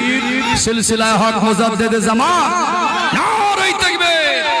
মাশাআল্লাহ মাশাআল্লাহ, আল্লাহ কবুল করেন, বলেন আল্লাহুম্মা আমিন। দেখলেন কোরআন হাদিসের কথা বললে এইভাবে পার হয়, কখন যে 1.5 ঘন্টা গেল আমি নিজেই বুঝতে পারি না। আর আধা ঘন্টা এমন কিছু কথা বলবো যেগুলো আমাদের জীবন পরিবর্তনের জন্য যেন যথেষ্ট মনে হয়। ইনশাআল্লাহ। অনেক কষ্ট করে বসে আছেন, বিশ্বাস করুন আমার কষ্ট হচ্ছে। আমার কাছে একটা ফ্যান চলছে, বারবার আমার এই কথাটা মনের মধ্যে উদয় হচ্ছে, 4টি স্ট্যান্ড ফ্যান লাগিয়ে দিলে খুব ভালো হতো। এখনো দেখেন যদি পাশে ডেকোরেটর বাড়ি থাকে, যদি সম্ভব হয় 5-10 মিনিটের কাজ, মানুষগুলো কষ্ট পাচ্ছে। ভাইজান এখন প্রচন্ড গরম, এই গরমে বিশ্বাস করুন, এই গরমে একজন মানুষ যদি ছেলে মেয়ের বিবাহ দিয়ে নতুন কুটুম বাড়ি যায়, আর বেই বাড়িতে গিয়ে যদি এরকম একটা বাইরে ফ্যান ছাড়া এরকম জায়গায় চটে বসতে দেয়, বসবে? না। মনে করুন ছেলে মেয়ের বিয়ে হলো, নতুন কুটুম হলো, বারবার কল করছে, বেই একটু আসেন, একটু ঘুরে যান, একটু বেরিয়ে যান, খুব আইটেম নিয়ে ভালো মন মানসিকতা নিয়ে বেই বাড়ি গেলেন, বেই বাড়ি উঠোনে একটা তেরপল বিছিয়ে দিয়ে একটা ফ্যানের ব্যবস্থা বলে বসবেন। রকচটা লোক হলে বলতো কুটুম বাড়ির দরকার নেই, থাকলো ঝোলা চললো ভোলা, চলে আসবে না? আজকে সেই মানুষগুলো নিঃস্বার্থভাবে কষ্ট করে এই গরমে বসে আছেন, এটা বিনিময় বদলা যাজা আমি দিতে পারবো না, দেবেন আমার আল্লাহ ইনশাআল্লাহ। তবে আজকে টেকনোলজির যুগে তেমন কোনো ব্যাপার নেই, এগুলো খেয়াল রাখবেন। যদি সম্ভব হয় কমিটি ভাইকে এখনই বলবো, এখন 2 ঘন্টা 2.5 ঘন্টা অনেকটাই, যদি সম্ভব হয় 4টে ফ্যানের ব্যবস্থা করে দেন। আমার জায়গা থেকে খারাপ লাগছে না, আমি হাওয়া খাচ্ছি, আপনারা গরমে বসে আছেন। যাই হোক আল্লাহ কবুল করেন, বলেন আল্লাহুম্মা আমিন। মাঝে মাঝে কষ্ট করাও ভালো। আমাদের আত্মীয় স্বজন যখন হসপিটালে ভর্তি থাকে, আমরা ঠান্ডায় বর্ষায় রোদে সেখানে মশার কামড়ে চাতোয়ালে বসে রাত কাটাই না। একটা দিন আল্লাহর জন্য, রাসূলের জন্য কাটানো ভালো। আমার আলোচনা মগজে ঢুকছে? চলুন তাহলে। আমার আলোচনা ছিল পরিবর্তন হয় না কেন, আর হবে কিভাবে। এখানে আলোচনার পর্ব, এই কথাটা তো এক কথা উত্তর দেওয়া জিনিস না, বেশ কিছু বড় বড় কারণ আছে। আমি আরেকটা কারণ তুলে ধরি ইনশাআল্লাহ। ও ভাইজানেরা, সোনার মানিক যুবকেরা, আব্বারা মায়েরা, আল্লাহ পাক যে কোরআনুল কারীমে বললেন, ওয়ালা তামুতুন্না ইল্লা ওয়া আনতুম মুসলিমুন, বান্দা বান্দে মধ্যে যদি হয় পরিপূর্ণ মুসলমান না হয়ে মৃত্যুবরণ করো না। পরিপূর্ণ মুসলমান হতে গেলে আত্মসমর্পণ দরকার, আল্লাহ এবং রাসূলের কথা মতো জীবন যাপন করতে হবে। হারাম হালাল, করণীয় বর্জনীয় আমরা সবই জানি কি জানি না। আল্লাহ যে আদেশ করেছেন, আল্লাহ যে নিষেধ করেছেন, আল্লাহর কোন আদেশ নিষেধ আমাদের উপরে আমার আল্লাহ বোঝা হিসাবে চাপিয়ে দেয় নাই। একটা কাজ মানুষ কেন করে না, তার কারণ প্রাথমিক পর্যায়ে 2টো কারণ হতে পারে। একটা কারণ হয়তো তার ক্ষমতায় কুলায় না, সেই জন্য করে না। আর যদি তার ক্ষমতায় কুলানোর পরে ওই মানুষটা ওই কাজটা না করে, তাহলে বুঝতে হবে তার বদমাইশি। ও ভাইরা বাবাজিরা, কোরআনুল কারীমের 2য় নম্বর সূরার নাম হলো সূরাতুল বাকারা। এটা কোরআন শরীফের সবথেকে বড় সূরা। ছোট বড় আয়াত মিলিয়ে 286টি আয়াত আছে। আমার আল্লাহ সূরাতুল বাকারার সর্বশেষ আয়াত 286 নম্বর আয়াতের সূচনায় বলেন, লা ইউকাল্লিফুল্লাহু নাফসান ইল্লা উসআহা। ওরে আমার বান্দা, ওরে আমার বান্দি, আমি আল্লাহ ইসলামিক জীবন ব্যবস্থার মধ্যে যা কিছু তোমাদেরকে আদেশ করেছি, যা কিছু তোমাদেরকে নিষেধ করেছি, তোমাদের সাধ্যের বাইরে চাপিয়ে দেই না। অর্থাৎ মানুষ যেটা পারবে না, মানুষের দ্বারা যেটা হবে না, মানুষের ক্ষমতায় যেটা কোলাবে না, আমার আল্লাহ এরকম একটাও আদেশ নিষেধ আমাদেরকে দেয় নাই। আজকে এখানে ইসলামটাকে বুঝতে হবে। আল্লাহ যা আদেশ করেছেন, আল্লাহ যা নিষেধ করেছেন, সেগুলো আমাদের কল্যাণের জন্য। আমার আল্লাহ ইসলাম নামক জীবন ব্যবস্থাকে আমাদের জন্য উপহার স্বরূপ দিয়েছেন। জোরে বলুন সুবহানাল্লাহ। কোন হুকুম আমাদের জন্য বোঝা নয়। ইসলামের কোন হুকুম আপনার কাছে যদি কঠিন মনে হয়, ভারী মনে হয়, বোঝা মনে হয়, আপনি নিজেকে অপারগ মনে করেন, তাহলে কনফার্ম হতে হবে আপনি ইসলাম জিনিসটা বুঝতেই পারেন। ইসলাম যদি সত্যিকারে আপনি বুঝতে পারেন, ইসলাম জিনিসটা আপনার কাছে বোঝা হবে না, তখন আপনার কাছে আপনার জীবনযাপনের উপযুক্ত পথ মনে হবে। কথা কি বুঝতে পারছেন? আপনি বলুন কোন জিনিসটা আল্লাহ আপনাকে বোঝা করে চাপিয়ে দিয়েছেন, কেন আমরা করছি না? এখানে একটা উদাহরণ দেই। মাঝে মাঝে দেখবেন আমাদের ঘরে ছোট ছোট বাচ্চা আছে, 8-9 বছর 10 বছর, খুব চেয়েছে আব্বা বাজারে যাবে, তোলা আচার খাচ্ছে, আমি যাবো, হয় না এরকম? এখন তার উৎপাত দেখে, জেদ দেখে, কান্নাকাটি দেখে বাবা জাহান তো একটু মায়া হলো, বললো যা ওকে সাজিয়ে দাও। বাড়ি থেকে নিয়ে গেল, 10 বছরের বাচ্চাটা বাজারে গেল আব্বার সঙ্গে, বাড়ির থেকে কল করলো চাল শেষ হয়ে গেছে, চাল কিনে আনেন। 25 কিলো চালের বস্তা কিনলেন, 10 বছরের বাচ্চার মাথায় চাপিয়ে দিতে পারবেন? আর যদিও চাপিয়ে দেন আনতে পারবে, তাহলে ওকে 10 বছর বয়স, ওর ভিতরে শরীরে যা শক্তি আছে 25 কিলো বোঝা বহন করার মতো শক্তি ওর উপরে চাপিয়ে দিলে হবে না, কেন পারবে না, ওটা ওর কাছে বোঝা মনে হবে। কিন্তু 20 বছরের চালাক চতুর ছেলে, আপনি বাজার করলেন টোটাল 4 কিলো, 2 কিলো আলু আর 2 রকম সবজি 2 কিলো। 20 বছরের হাবলানা, চালাক চতুর, অসুস্থ না সুস্থ সবাল, যদি থলেটা হাতে নিয়ে বাবা যদি বলে তুমি বাড়ি নিয়ে যাও আমি পরে যাচ্ছি, আর ছেলেটা সবজির থলে হাতে নিয়ে বলবে আব্বা আমি নিয়ে যেতে পারবো না, আব্বা কি বুঝবে? সত্যি পারবে না, না বদমাইশি? কি বুঝবে? সত্যি পারবে না, বদমাইশি? তখন হবে বাবা মার অবাধ্য সন্তান। দুনিয়ার কোনো বুদ্ধি, কোনো হিসাব, কোনো যুক্তি বলবে না যে অপারগ। তাহলে ওকে 4 কিলো সবজি তোলে ওর কাছে বোঝা হতে পারে না। 10 বছরের বাচ্চার কাছে 25 কিলো চালের বস্তা বোঝা হতে পারে, সুস্থ সবল 20 বছরের ছেলের কাছে 4 কিলো সবজি তোলে বোঝা হতে পারে না। ঠিক আল্লাহ আমাদেরকে যা আদেশ নিষেধ দিয়েছেন, কোনো আদেশ নিষেধ আমাদেরকে বোঝা হিসাবে চাপিয়ে দেয়নি। আমরা করছি না, আমরা পারবো না বলে নয়, আমরা অপারগ বলে নয়, আমাদের ক্ষমতায় কুলাবে বলে নয়, বরং আমরা আল্লাহর অবাধ্য বান্দা, নাফরমানি করছি। আপনি যদি এক একটা হুকুম, এক একটা আদেশ, এক একটা নিষেধ দিয়ে যদি আপনাকে ব্যাখ্যা দেই, এক একটা হুকুমে 4-5 ঘন্টা দরকার। কারণ একটা বাস্তবতার গবেষণামূলক একটা আলোচনা, কোরআন হাদিসের রেফারেন্স ভিত্তিক একটা আলোচনা, সেই সাথে সাথে আজকে বর্তমান মেডিকেল সায়েন্সের একটা ব্যাখ্যা। বুঝতে পারছেন না? এই 3টে পর্বে একটা হুকুম কিনে যদি পর্যবেক্ষণ করা যায় 4 ঘন্টা কম পড়বে। জাস্ট আমি খুব সহজে ইসলাম জিনিসটা একটু মগজে ঢোকানোর চেষ্টা করি, খুব গভীর মনোযোগ দিয়ে শুনুন। সম্মানিত ভাইরা, রোজা আল্লাহর একটা বড় হুকুম। ছোট হুকুম না বড় হুকুম? বড় হুকুম। এক শ্রেণীর মানুষ, তাদের কাছে প্রশ্ন উঠতেই পারে যে আল্লাহ এমন একটা হুকুম দিলেন যে মানুষ সারাদিন পানিও পান করতে পারবে না, অনেকের জন্য তার কাছে অমানবিক হতে পারে, পারে না? তাহলে সেই ইসলামটাকে বুঝতে পারেনি, ইসলামটাকে বুঝতে পারেন। যারাই আজকে সমালোচনা করবে, যাদেরকে সমালোচনা মনে হয়, আপনি অফার করুন যে 50,000 টাকা দেবো সকাল থেকে সন্ধ্যা পর্যন্ত না খেয়ে থাকলে। না খেয়ে থাকার মানুষের অভাব হবে? একটু হ্যাঁ দেন না। বলবেন 20 জনের নাম নেবো, 50,000 টাকা দেবো সকাল থেকে সন্ধ্যা পর্যন্ত না খেয়ে থাকলে। যারাই সমালোচনা করবে তারাই বলবে নামটা আগে নেই। পাশ থেকে দালাল লাগাবে, 50 লাগবে না 30 দে, আর একজন বলে 30 লাগবে না 2000 দিলে সারাদিন না খেয়ে থাকবো। তাহলে যেখানে মাল আছে, টাকা আছে, সেখানে যদি না খেয়ে থাকার প্রশ্ন আসে তখন সবাই লাইন দেবে, আর আল্লাহর জন্য যখন বলা হবে তখন বলবে এটা অমানবিক। তাহলে ইসলাম বুঝতেই পারেনি। আচ্ছা, এখানে আরেকটা ক্লিয়ার করি, সম্মানিত ভাই, ইসলামটাকে বুঝুন, তাহলে ইসলামের পথে চলা আপনার জন্য সহজ হয়ে যাবে। ইসলামের পথটাকে চিনুন, ইসলামের পথের প্রতি আপনার জীবন আকৃষ্ট হবে ইনশাআল্লাহ। সম্মানিত ভাইরা, এখন আমাদের যে বাচ্চা, তাদের উপরে আমাদের দয়া মায়া বেশি না কম? অনেক বেশি। বাচ্চা যদি হোঁচট খেয়ে পড়ে যায়, আঘাতটা বাবা মার কলিজায় লাগে। একটা বাচ্চা শরীরে যদি কাঁটা ফোটে, ওই যন্ত্রণাটা তার একার কষ্ট না, কিছুটা কষ্ট বাবা মার কলিজায় লাগে। লাগে কি লাগে না? একটা বাচ্চার গায়ে যদি কাঁটা ফুটলে কষ্ট হয়, সেই বাচ্চাকে হসপিটালে ভর্তি করছি, 2 লাখ টাকা দিচ্ছি, ডক্টর বলছে পেট কেটে অপারেশন করতে হবে, তখন বলছি পেটটা কাটে, আবার সই করে দিচ্ছি যে মরা বাচ্চা আমার কোনো দায়ী নেই। হসপিটাল কর্তৃপক্ষ আর ডক্টরকে আমি কোনো দায়ী রাখবো না, যদি মরে যায় তো যাবে, আর বেঁচে থাকে তো থাকবে। যে বাচ্চার শরীরে কাঁটা ফুটলে আপনার কষ্ট হতো, আপনার বাচ্চাকে যদি ধাক্কা মেরে ফেলে দিয়ে হাতটা কেটে যেত, তার সঙ্গে ঝগড়া বাঁধিয়ে দিতেন, সেই বাচ্চাকে আপনি গাড়ি ভাড়া করে হসপিটালে ভর্তি করছেন, আবার 2 লাখ টাকা দিচ্ছেন, আবার তার পেটটাকে চিপতে বলছেন। কেন বলছেন? ওটা আপনার কাছে অমানবিক নাকি? ওটা কি অমানবিক? বরং না, ওর যা সিচুয়েশন, ওর যে অবস্থা, ওই পেট কাটার ভিতরে 2 লাখ টাকা খরচা করার ভিতরে, ওর মরা বাজার উপরে সই করে দেওয়ার ভিতরে, সিগনেচার করার ভিতরে ওর কল্যাণ আছে। আমার কথা কি বুঝতে পারছেন? তাহলে আল্লাহ আমাদের সৃষ্টিকর্তা 60-70 বছর বাঁচতে গেলে আমাদের জীবনটা কিভাবে চললে জীবনের সুস্থতা বজায় থাকবে। সুস্থ থাকলে আপনি ভালো, সুস্থ না থাকলে আপনি অসহায় হয়ে পড়বেন। শরীরের সুস্থতার জন্য আল্লাহ যদি রোজাকে ফরজ করেন, এটা আল্লাহ আমাদের কল্যাণের জন্যই করেছেন। আপনি বাবা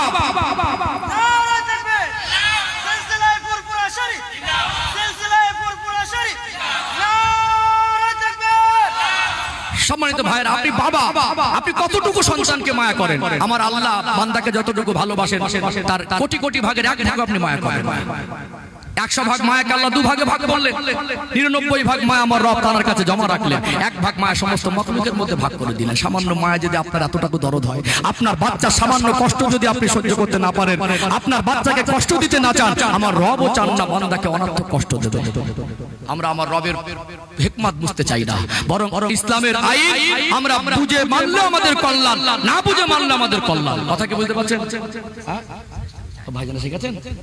হ্যাঁ, তাহলে বলবেন তো মাশাআল্লাহ, একটা আওয়াজ দেন তো নারী তাকবীর, আর একটু প্রাণ ভরে আওয়াজ দেন নারী তাকবীর। সিলসিলায়ে হক মুজাদ্দিদে জামান আমাদের সকলের প্রিয়, আমার নয়নের মণি মনে হয়। আমি দরবারে সবই হুজুর কেবলার আমার কাছে সম্মানের, সব ভাইজান আমার কাছে সম্মানের, সমালোচনা থাকি না। আমাদের কাছে দাদা হুজুরকে আলোচনা সম্মান করিয়া করব। কথা বুঝতে পেরেছেন? কোনো সমালোচনা বেশি কথায় জড়াবেন না, বিশেষ করে আমার পীরের আওলাদ, আমাদের সকলের নয়নমণি পীরজাদা আলহাজ মাওলানা সানাউল্লাহ সিদ্দিকী আল কুরাইশি ভাইজান হুজুর কেবলা তাশরীফ এনেছেন। তারা সম্মানার্থে একটু তাকবীর দেন তো, নারে তাকবীর, আরেকটু প্রাণ ভরে নারে তাকবীর। আওলাদে মুজাদ্দিদে জামান আমাদের সকলের প্রিয় ভাইজান হুজুর কিবলা সিলসিলায়ে হক মুজাদ্দিদে জামান, নারে তাকবীর। আমার কথা কি বুঝতে পারছেন? যখন আমি কিছু কথা যে কটা মিনিট টাইম আছে ভাইজান আসা পর্যন্ত, আমি ওয়াজগুলো একটু বোঝানোর চেষ্টা করি। অনেক রকম ওয়াজের কোয়ালিটি আছে, তো জাস্ট খুব মনোযোগ দিয়ে আমার কথাগুলো এখানে শুনুন, তাহলে বুঝতে পারবেন। তাহলে আল্লাহর হুকুম আমাদের জন্য বোঝা নয়, যা কিছু আদেশ মেনে নেওয়ার ভিতরে কল্যাণ আছে, যা কিছু আল্লাহ নিষেধ করেছেন মেনে নেওয়ার ভিতরে কল্যাণ আছে, কোনোটা বোঝা নয়। যদি আপনার কাছে বোঝা মনে হয়, তাহলে হয়তো আপনি ইসলামটাকে ঠিক বুঝতে পারেননি। এর জন্য আপনার কাছে কোনো ইসলাম সম্পর্কে কোনো প্রশ্ন জাগলে অবশ্যই যারা ইসলামিক স্কলার আছেন, ইসলামের জ্ঞান অর্জন করেছেন, তাদের কাছ থেকে জেনে নেবেন, তাদের কাছ থেকে জেনে নেবেন। ইসলামের পথ মানুষের জন্য বোঝা নয়। আর একটা উদাহরণ দেবো, আরেকটা উদাহরণ দেখো, গভীর মনোযোগ দিয়ে শুনুন, এই কথাটা একটু বোঝেন। ইসলাম জিনিসটা যে শান্তি, ইসলাম মানে একটা অর্থ আপনারা শুনেছেন, এটা শুনেছেন, আজকে প্র্যাকটিক্যালে হাতে কলমে বুঝিয়ে দেবো ইনশাআল্লাহ। ভালো করে বুঝুন, একটু উঁচিয়ে না বললে বুঝতে পারবেন না। 3-4 মিনিট 5 মিনিট সময় লাগুক, একটা বিষয় বুঝলে ইসলামটাকে বোঝানো সহজ হবে ইনশাআল্লাহ। পৃথিবীতে আমরা মানুষ, আমাদের জীবনে অনেক রকম সম্পর্ক আছে না নেই? স্বামী স্ত্রীর সম্পর্ক, বাপ বেটা সম্পর্ক, আত্মীয়তার অনেক সম্পর্ক আছে।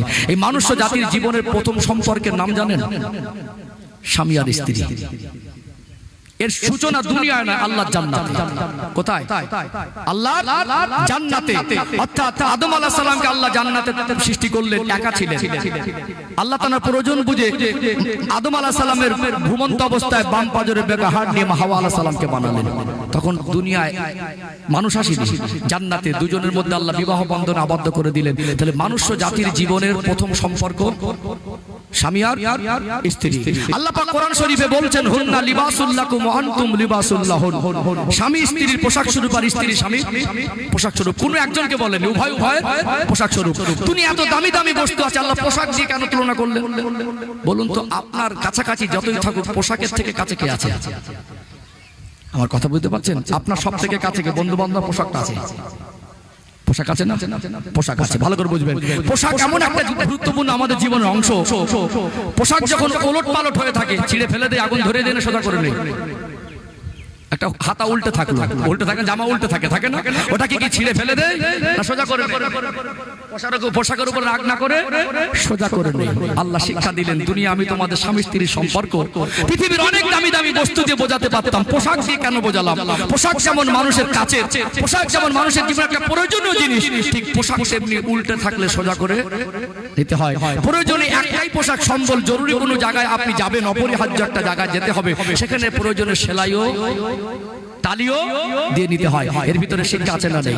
স্বামী স্ত্রীর জীবনের ভিতরে কারোর ভিতরে ওলট পালট থাকলে ওটাকে ছাটকাট না করে একটু সাজিয়ে গুছিয়ে নেবার নাম স্বামী স্ত্রী।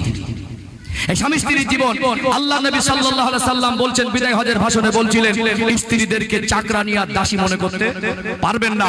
যেমন খাবেন স্ত্রীকে তেমন খাওয়াবেন, যেমন পড়বেন তেমন পড়াবেন। আল্লাহ নবী সাল্লাল্লাহু আলাইহি সাল্লাম বলছেন, আন-নিসাউ নিসফুল আকাল। আল্লাহ পুরুষের তুলনায় মহিলাকে জ্ঞানের অর্ধেক দিয়েছেন।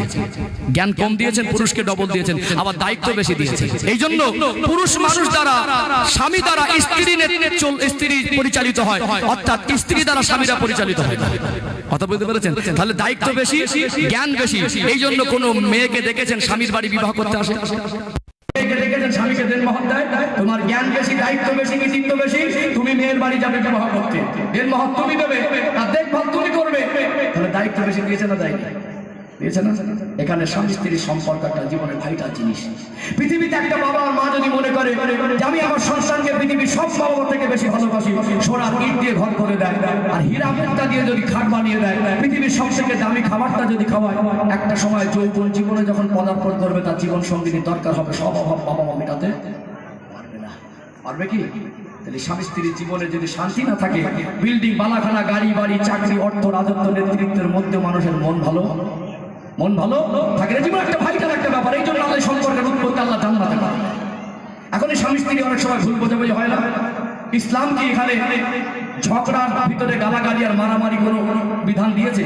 দেয়নি। অথচ আমরা ভুল বোঝাবুঝি হতেই পারে, এক জায়গায় থাকলে এটা হওয়া স্বাভাবিক। একে অপরের মধ্যে মানিয়ে নেওয়া, একে অপরের প্রতি ক্ষমার দৃষ্টিতে দেখা, একে অপরের প্রতি সহানুভূতিশীল হওয়া, যেমন জামার হাতা উল্টো থাকে সোজা করে নেই। অথচ আমরা কি করি আজকে দিনে, একটা স্ত্রীর কোনো ত্রুটিতে ভুলে স্বামী এসে গালাগালি দেয়, তাই না? গালাগালি দিল মানে কি? ইসলামের পক্ষে কথা বললো, ইসলাম বিরোধী কাজ করলো। ইসলাম বিরোধী কাজ করলো। স্ত্রী গালাগালি শুনে যদি চুপ করতো, ঝামেলা মিটে যেত। উল্টে আমার গালাগালি চলছে না, চলে না। তাহলে গালাগালি শুরু হলো, তারপরে রেগে গিয়ে স্বামী মার শুরু করলো, স্ত্রী মার শুরু করলো, মারের বদলে গালাগালি থেকে মারামারি, রাগ করে বাপের